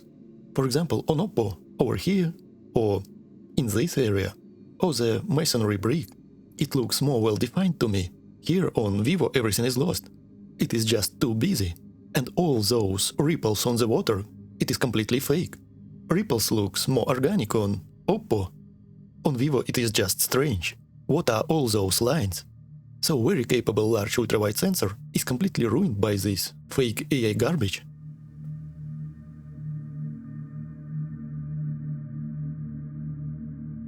I want once again to bring the nonsensical comments about zooming in that much. If you are not planning to zoom in on your photos, look at the results. Having the pleasure of looking at everything that you have captured, why bother? You can as well not zoom in on Vivo X100 Ultra. And image will look identical. If image quality is not your priority, you can as well buy any cheap smartphone and get away with the results.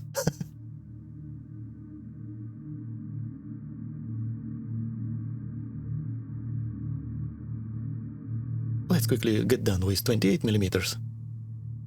To see the weak points of x200 Ultra, I have added Canon R5 Mark II, handheld 1/4 seconds exposure with second base 500 ISO.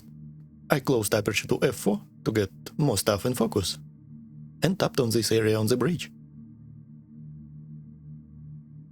Yeah, clearly there is some advantage on x100 Ultra and others over x200, but is it a big deal? I don't know. It is only for you to decide. I can see some unrecoverable highlights on Canon R5 Mark II. What a bummer.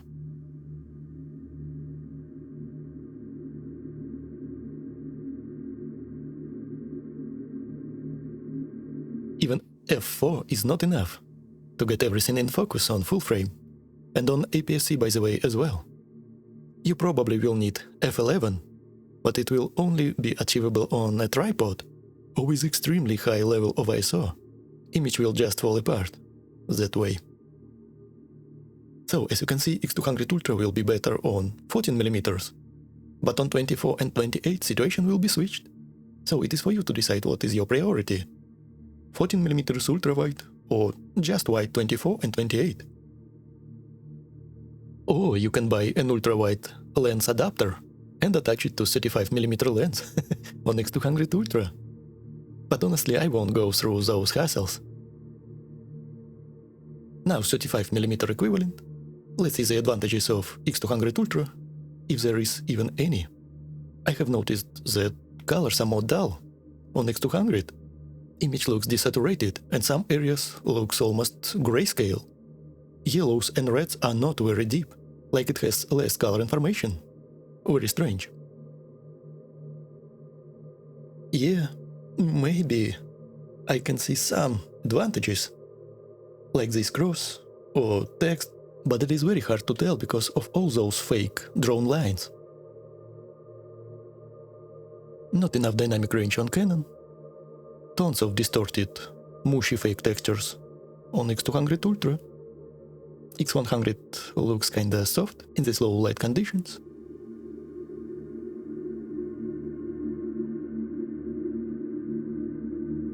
I really hate this modern pencil AI stuff. It has mutilated this tower. So annoying. They all do not look that great, but I prefer the camera not to morph, distort, and fuse details from real life. 50mm on all of them. Let's quickly get this done. Maybe there is improvement with more zooms.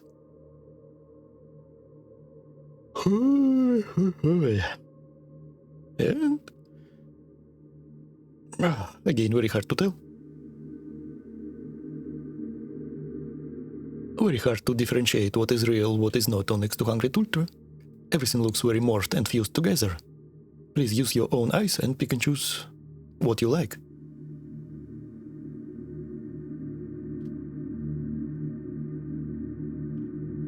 Honestly, I expected a lot more drastic difference, but for the most part all I see is just AI upscaled lines.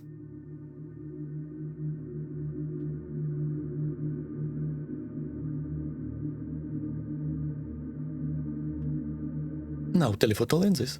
First ones on Oppo, Xiaomi, 70mm on Canon, and obviously 85 on Vivo.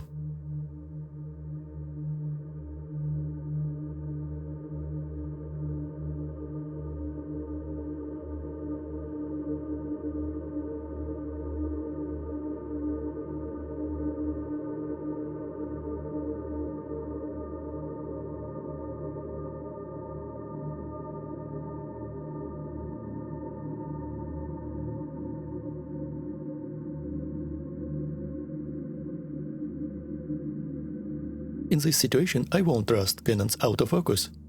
Next time I will definitely use only manual settings. So annoying. Before we go to second telephoto lenses, I want to show you these 3 examples. All of them made on Oppo. All of them have some movement in shot. I have tried my best to be as stable as possible, but all 3 of them have some shake. I will choose this one in the middle. It looks the sharpest, but it had some problems in this very low light situation. Now let's have a quick look. Second telephoto lenses on Oppo and Xiaomi. X200 Ultra will use digital crop. Kinda Oppo looks the cleanest. Imagine if it actually had better stabilization. You know, I'm not very impressed by them. Especially on Xiaomi. It is optical 100mm, but it is kinda mushy.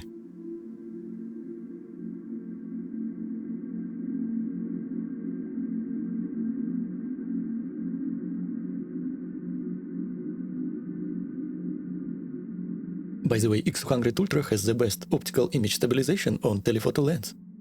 In Pro mode, I could easily expose 1 second, and even more sometimes. On Xiaomi it is harder with 100mm, but I was able to hold it for half a second. Oppo was sharp only at 1/40 seconds, and even then it was pretty hard to make a stable shot at night. Now we will equalize them a little bit. 10x digital crop on all of them.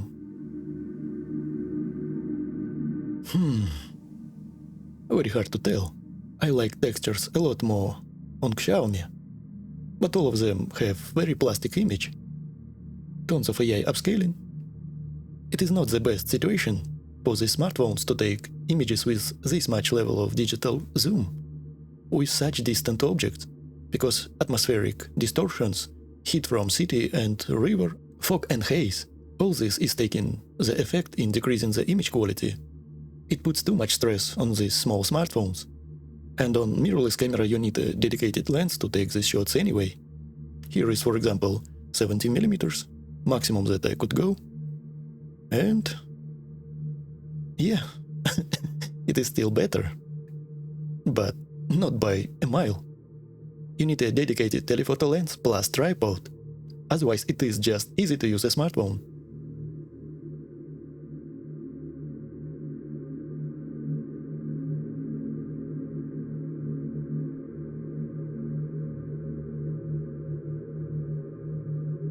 Now 20x digital crop on all of them.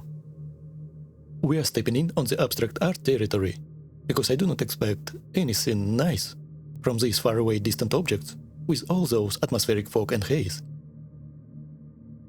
Which one looks more metal for you? They are kinda very similar in terms of these upscaled details. Just pick your poison. Kinda Oppo looks more detailed. I don't know, I kinda prefer Xiaomi actually in this situation, just because of more true-to-life textures. The depth perception is better, and those metal is more shiny and specular. Looks more like metal rather than stone or paper. But again, none of them look that great. But it is a big surprise for me that I will actually prefer Xiaomi for being more natural.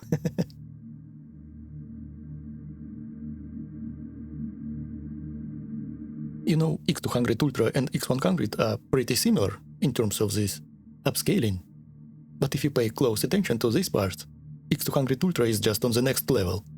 Upscaling is just unhinged and uncontrollable. Total mess. Alright, maybe filming something closer to us will make a difference. First telephoto lenses on this metal sculpture. Alright, my friends, do you see what I see here? X100 Ultra's image resembles metal a lot more than X200 Ultra. I'm talking about all these pencil-like black outlines. It reminds me of a drawing on the paper rather than metal sculpture. It is not so obvious if you do not know where to look, but if you will manage to spot it, there is no going back. Image just looks very, very fake. Pay attention to it, I won't repeat it further down this video. Use your own eyes and pick and choose what you like.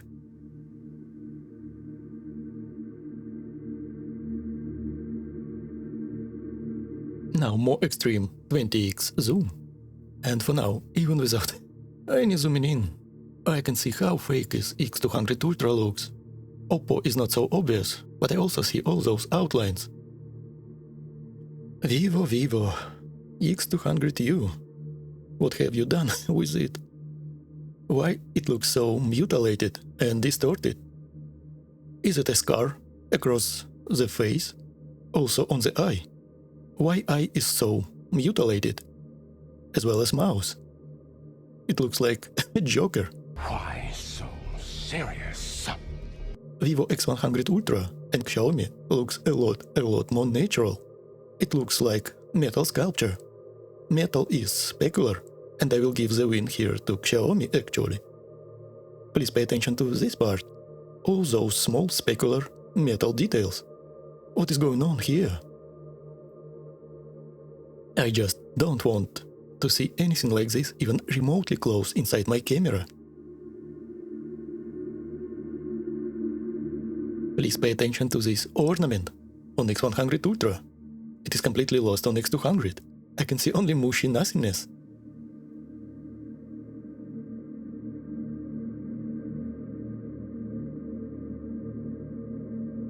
This stone looks like stone on Xiaomi, while on Oppo and X200 Ultra it looks like paper with pencil drawn black lines. I completely dislike this image.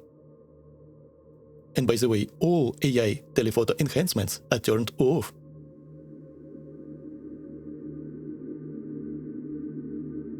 Now another example, 20x digital zoom. And I will come to the same conclusions. I will choose X100 Ultra's image any day of the week. Just total mess. Looks like kids drawing with pencils. Xiaomi looks the softest, but it is actually the best image over here. Like it is not even close.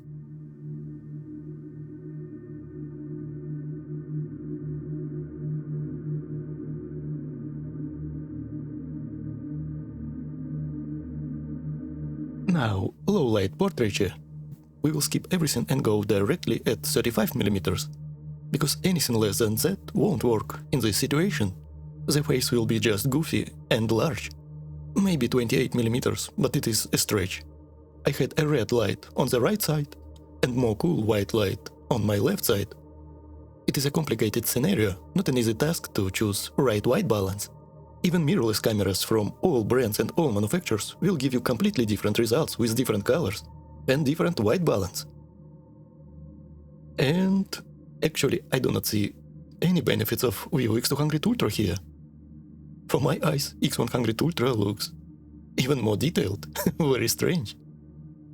And something is weird happening on Xiaomi. I like the mood and overall feelings of this image. But where is my family dot? Xiaomi stole my third family dot. Pay attention to these parts. It was very hot this evening, almost 32 degrees Celsius, and I did not have any air conditioning in the room.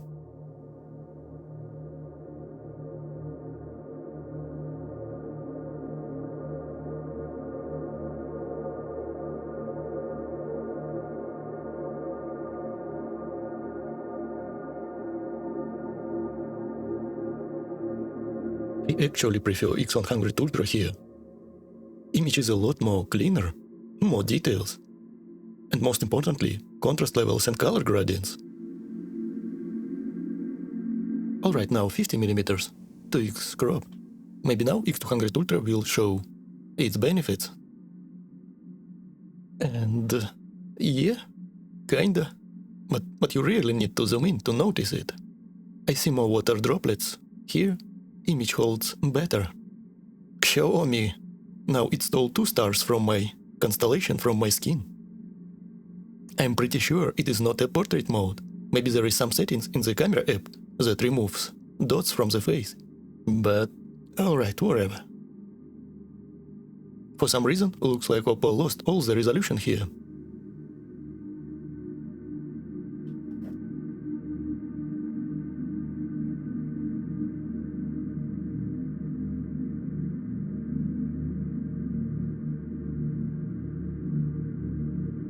Now, telephoto lens.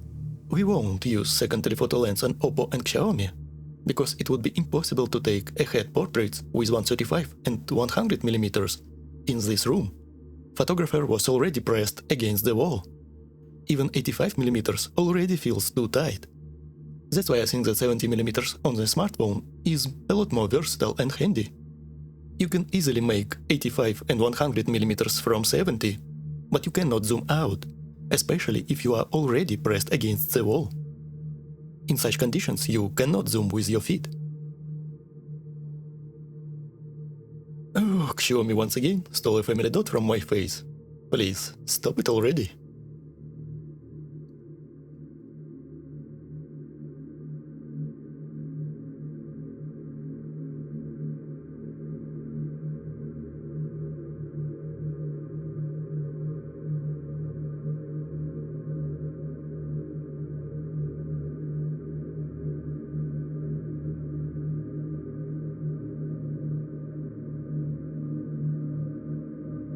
You know, I was sitting here, trying to find the best selfies among all of them. I made something like 10 or maybe 15 images on each, but all of them look not very nice, to say it lightly. And it is just pure software limitations. I will show you Gcam on Vivo X200 Ultra. And please watch at the level of details on Gcam mode compared to this. Total mess. I really don't understand why they pay so little attention to the selfie camera. Front-facing lens is one of the most important lenses on a smartphone. I feel like lots of people love to film themselves and actually see their face on the screen. It is the reason why I almost never use front-facing camera. By the way, in automatic mode, Vivo X100 Ultra will have the same garbage. I'm showing you Gcam, just for the reference. All three of these smartphones are capable to get this level of details and colors. But for some reason they decided not to pay any attention whatsoever.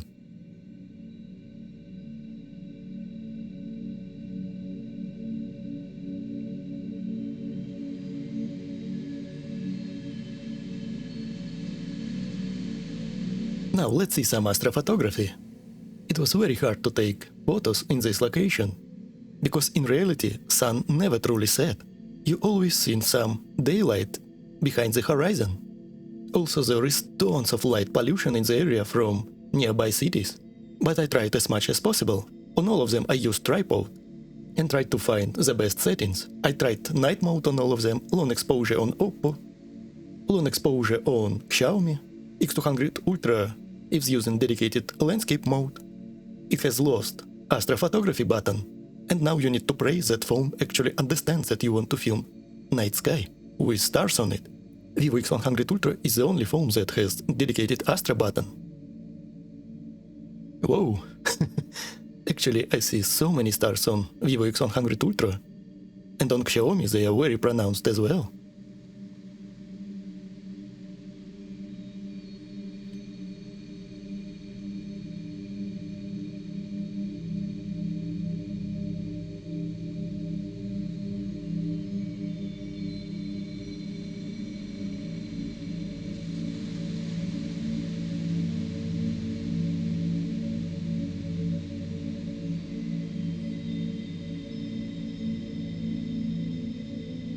Here is the difference between X200 Ultra's 35 and 24mm versus main sensor on X100 Ultra.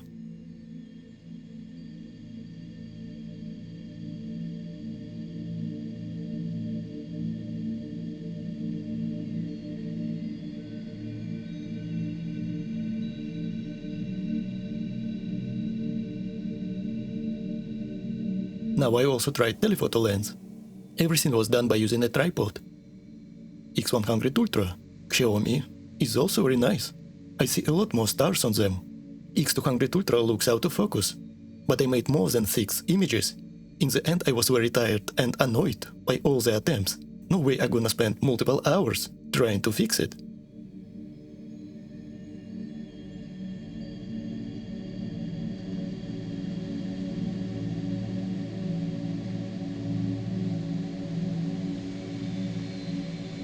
Now another angle. It is the opposite side from the sunlight. But still, there is tons of light pollution from nearby cities and distant highway. This time I will just use 35mm on X200 Ultra. You can see that there is drastically different field of view. And what I can say? Now they all look kinda nice.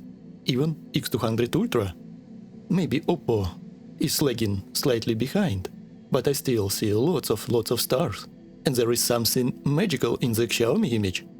It looks very cinematic, filmic, like analogy signal. Image does not look so digital and over-sharpened. For example, how like Vivo. It lifted all the shadows and applied lots of sharpening.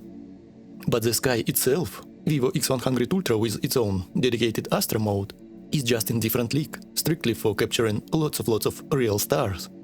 Just look at that.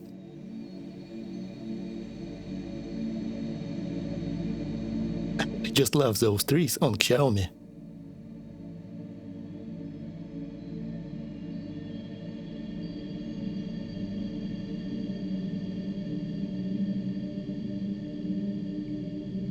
And here what happens if you point your camera into the least light-polluted area on the skies. Just look at this Vivo X100 Ultra performance with its dedicated Astro mode.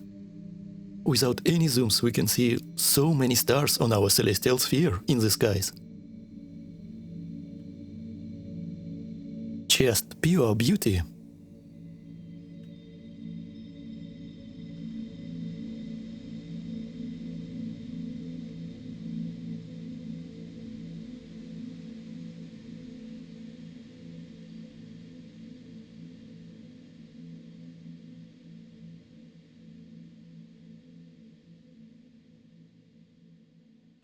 And now, my friends, bonus! We'll take a look at the computational RAW performance. As well, I want to see X100 Ultra versus X200 Ultra normal RAW. Is there any drastic difference between ultra-wide and new 35mm? It is ultra-wide lens. I removed all artificial sharpening and noise reduction to 0 on all these shots. Everything you see is just straight from the camera. I just uploaded a DNG file and removed all the noise reduction and sharpening. By the way, Vivo has the largest file size on computational Super RAW, almost 100 megabytes. Xiaomi is half of this size. And on Oppo it depends, sometimes it is 20 megabytes, sometimes 50.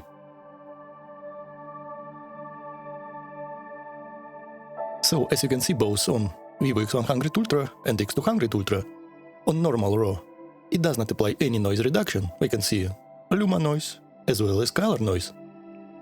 If we switch to Super RAW, you can see that all noise is suppressed. Even if you try to bring shadows all the way, there will be no noise inside. That's why image can look kinda plasticky on this Astro file.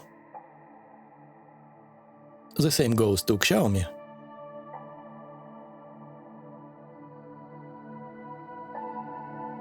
No matter how hard you push the exposure, there will be zero noise. Sort of. Maybe on Xiaomi I can see some, by the way.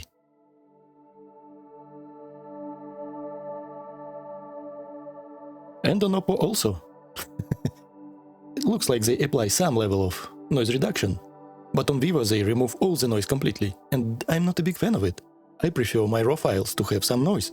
If I already making this as RAW, it means that I will edit this in editing software. I can as well apply some noise reduction myself. I don't understand why they apply noise reduction on these Super RAW files, but it is what it is. Alright, this is X100 Ultra, ultra-wide lens, and this is X200 Ultra. Also ultra-wide lens. You can see some heavy barrel distortions. X100 Ultra does not have it. It means that I need to apply manual correction for these distortions when I'm shooting RAW or inside some third-party apps. We can kinda see some separation, but I do not see that much of a drastic difference in terms of real details. We'll compare it side by side. I just want to show you what you can get from these files. So in normal RAW, if you push and pull shadows, exposure, you will see tons of noise. And dynamic range won't be the same. But Ultra RAW is a combination of multiple images stitched together. It has more dynamic range and more clean shadows. Also, they apply noise reduction on top of it. It is 35mm. You can see natural bokeh from this lens. And this is 1 inch on x100 Ultra. We will compare everything side by side next. I'm just showing you what you can get inside these editing softwares.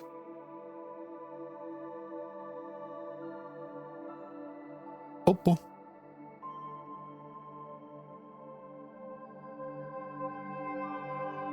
Lots of dynamic range. Files are very flexible. Xiaomi. To my eye, it feels like it has more dynamic range in this Ultra RAW compared to RAW Max from Oppo.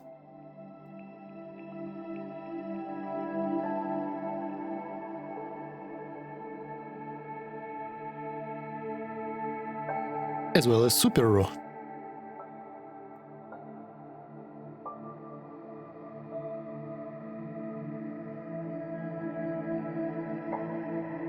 X100 Ultra has also very flexible files. With the right settings, you will get all the clean shadows, as well as highlights preserved.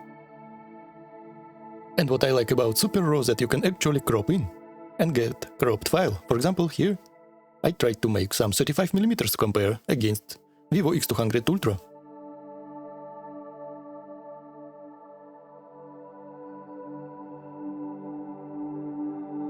X100, X200, X100, X200.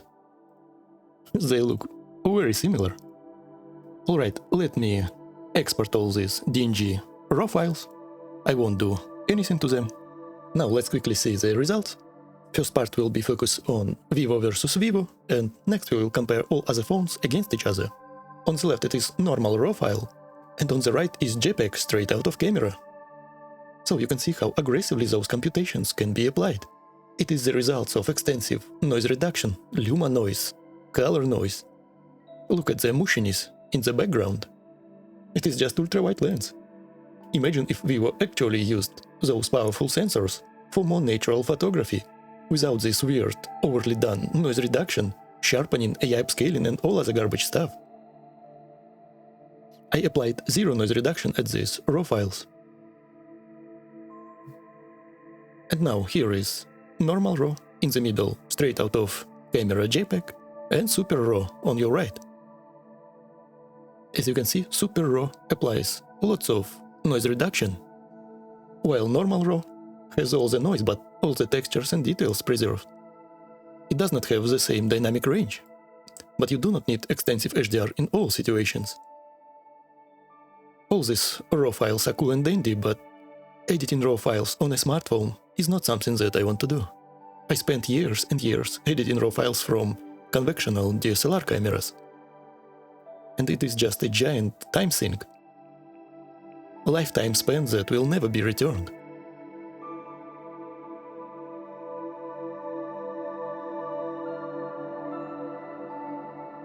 I think that Super RAW is very nice, but I prefer that all noise stayed on the image.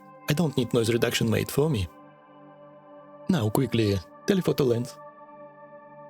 And on telelens, actually I prefer Super RAW. It somewhat preserved more information and the image is not that plastic.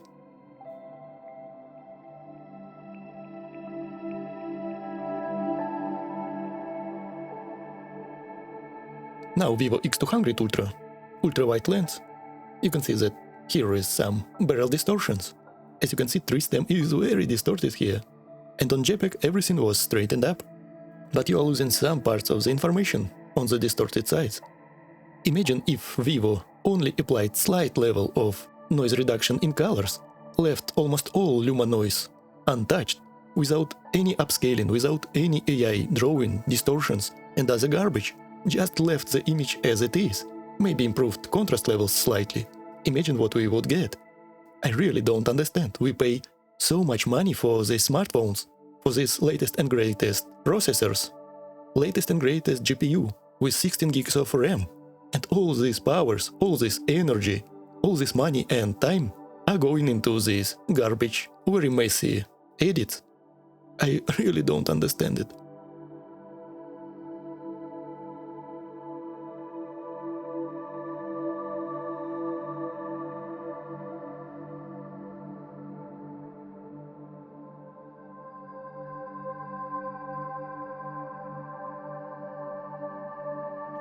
Alright, let's now look at the 35mm optical lens. On your left it will be the same, normal RAW file with all the noise preserved on the image, but with less dynamic range and overblown highlights. In the middle there will be straight out of camera JPEG from Super RAW, and Super RAW is on your right, with all noise reductions pre-applied and preserved dynamic range in the highlights and shadows. And here what I really don't understand. This Super RAW, I did nothing to it. I did not add any sharpening, I did not add any saturation, I have just converted it into the JPEG. And my question to Vivo is, why? Why do you apply all this extensive sharpening? AI upscaling? Why can't you take this image that your phone had already done? This Super RAW was already captured by your smartphone. Do not do anything to it, literally anything. Just straight up transfer it into the JPEG. And that's all. Here we go, your natural photography profile. But why we have to go through all this? Just why? Please, can someone explain me, why are you ruining your own? Just why? Take Astro signal, transfer it to JPEG, as it is. Give me this level of JPEG file, please, Vivo. What is going on? You are ruining your own hard work to bring this industry forward. Your own lovely 35mm lens with actually really crystal clear glass. Everything is ruined just by very aggressive computations. So unlogical, to tell the truth. Now telephoto lens. The same stuff, normal RAW, JPEG straight out of camera, and Super RAW, computational RAW. The same question here, Vivo, just why? Why do you apply all those black dots? Such aggressive, fake look? Just take the image from Super RAW, transfer to JPEG. You literally already have all the recipes needed for natural photography. I don't want to go through the hassle of taking RAW file, transferring it into the editing software, and then transferring into JPEG. I want this level of photography straight out of camera. I want to take your phone, press the shutter and get this image. This natural, lovely image. Not this garbage, really. Vivo. Not everything is gloom and doom. Just use your own images from Astro. Now Vivo X100 Ultra, normal RAW, ultra-wide lens versus new largest ultra-wide lens from X200 Ultra. Is there any massive difference? Not by a mile, but I see better eyelashes. Overall textures are more sharp, but not like the difference is very drastic, very strange. Maybe the glass on this ultra-wide lens is not very sharp. But I can see better micro contrast and less noise overall. If only Vivo did not apply all these garbage computations on their straight out of camera JPEGs, it would be infinitely better. Slightly less noise in the shadow areas. But in terms of subject separation, it is not a huge difference.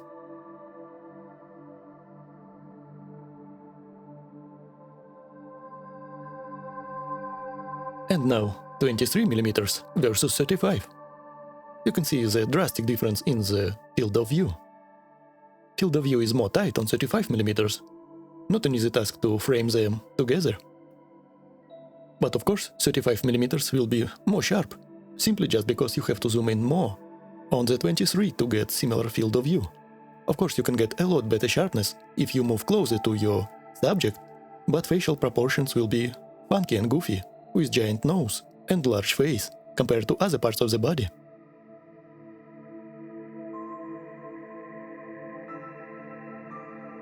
And on telephoto you won't see any difference.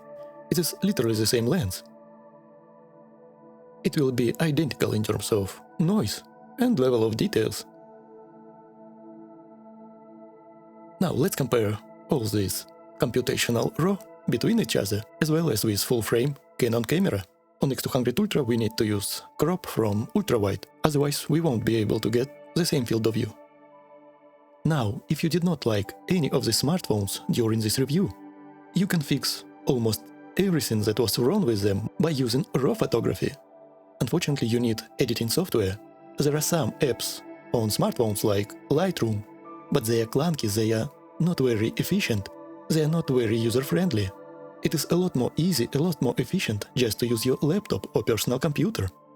And I really do not get it. They all look very nice, very lovely images. Oppo is very nice, it has computational RAW Max. Xiaomi 15 Ultra, also very nice, it has Ultra RAW. Both Vivos are also very good in this mode. It is called Super RAW. Why can't these companies just give us this level of photography straight out of camera? I want to take all these smartphones, Oppo, Xiaomi, Vivo, press the button and get this level of JPEG. I do not need over-sharpening, I don't need AI upscaling, I don't need over-saturation, I don't need plastic skin, I don't need black dots and lines on the face. I do not need smoothing, I do not need removing of moles. I do not need fake eyebrows, I do not need fake eyelashes. Just give me this straight out of camera. It is all I am asking for. And give me ability to tweak some parameters before I press the shutter. For example, saturation, contrast, sharpness, curves, color wheels, and so on. Give me ability to tweak noise reduction. I want to apply more, or apply less, or turn off noise reduction completely. I want to tweak everything and then press the shutter and get the JPEG straight out of camera. That is very beautiful and natural. I don't need AI or sharpened garbage, please. Please.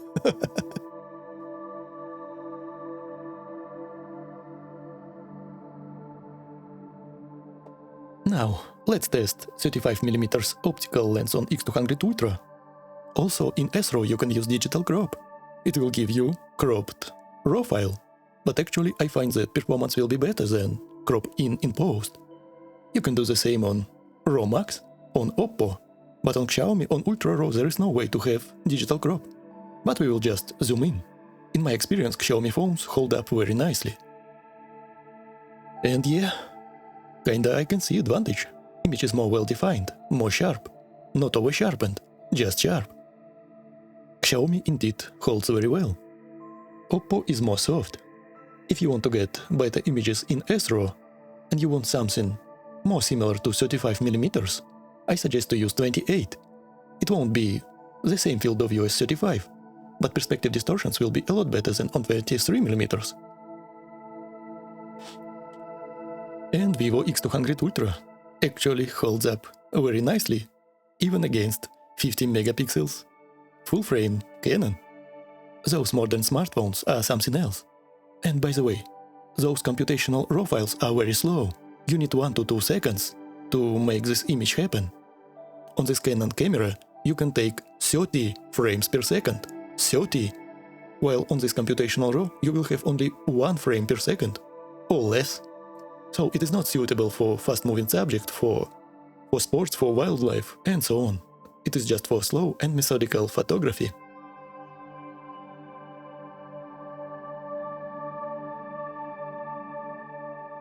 Now, last one, let's quickly see performance of telephoto lenses. In telephoto department, they all will give you very nice results. I love what I see on the screen. Tons of natural resolution, lots of natural sharpness, color information, and very good dynamic range. But if you want faster experience, you can lower resolution to 4K. It will be 12 megapixels. This way you can shoot multiple photos a second. This way you will drastically increase the speed of your photography. And it will be suitable even for moving subjects. Not very fast moving subjects, but someone walking down the street, kids running in the playground, and so on.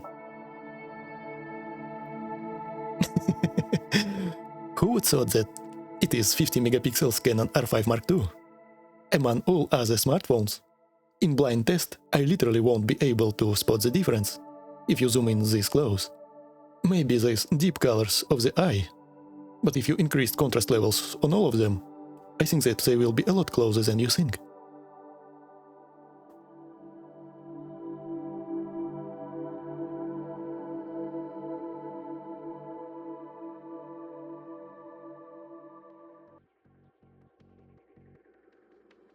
Now, my friends, only you to decide what is the best for you. Just pick and choose what you feel like. My video is just for reference. It is my journey of picking new phone for me. And I won't tell you what is the best and what is the worst, even if I try. I cannot give any of them a first place and call it the best camera phone or best phone in general. All three of them are equal, but all have some huge downsides that I tried to show you. Now, I will take a pause on smartphone reviews. I got tired and bored by them. The only reason why I have started them is to show you my thoughts, process and journey of choosing new phone.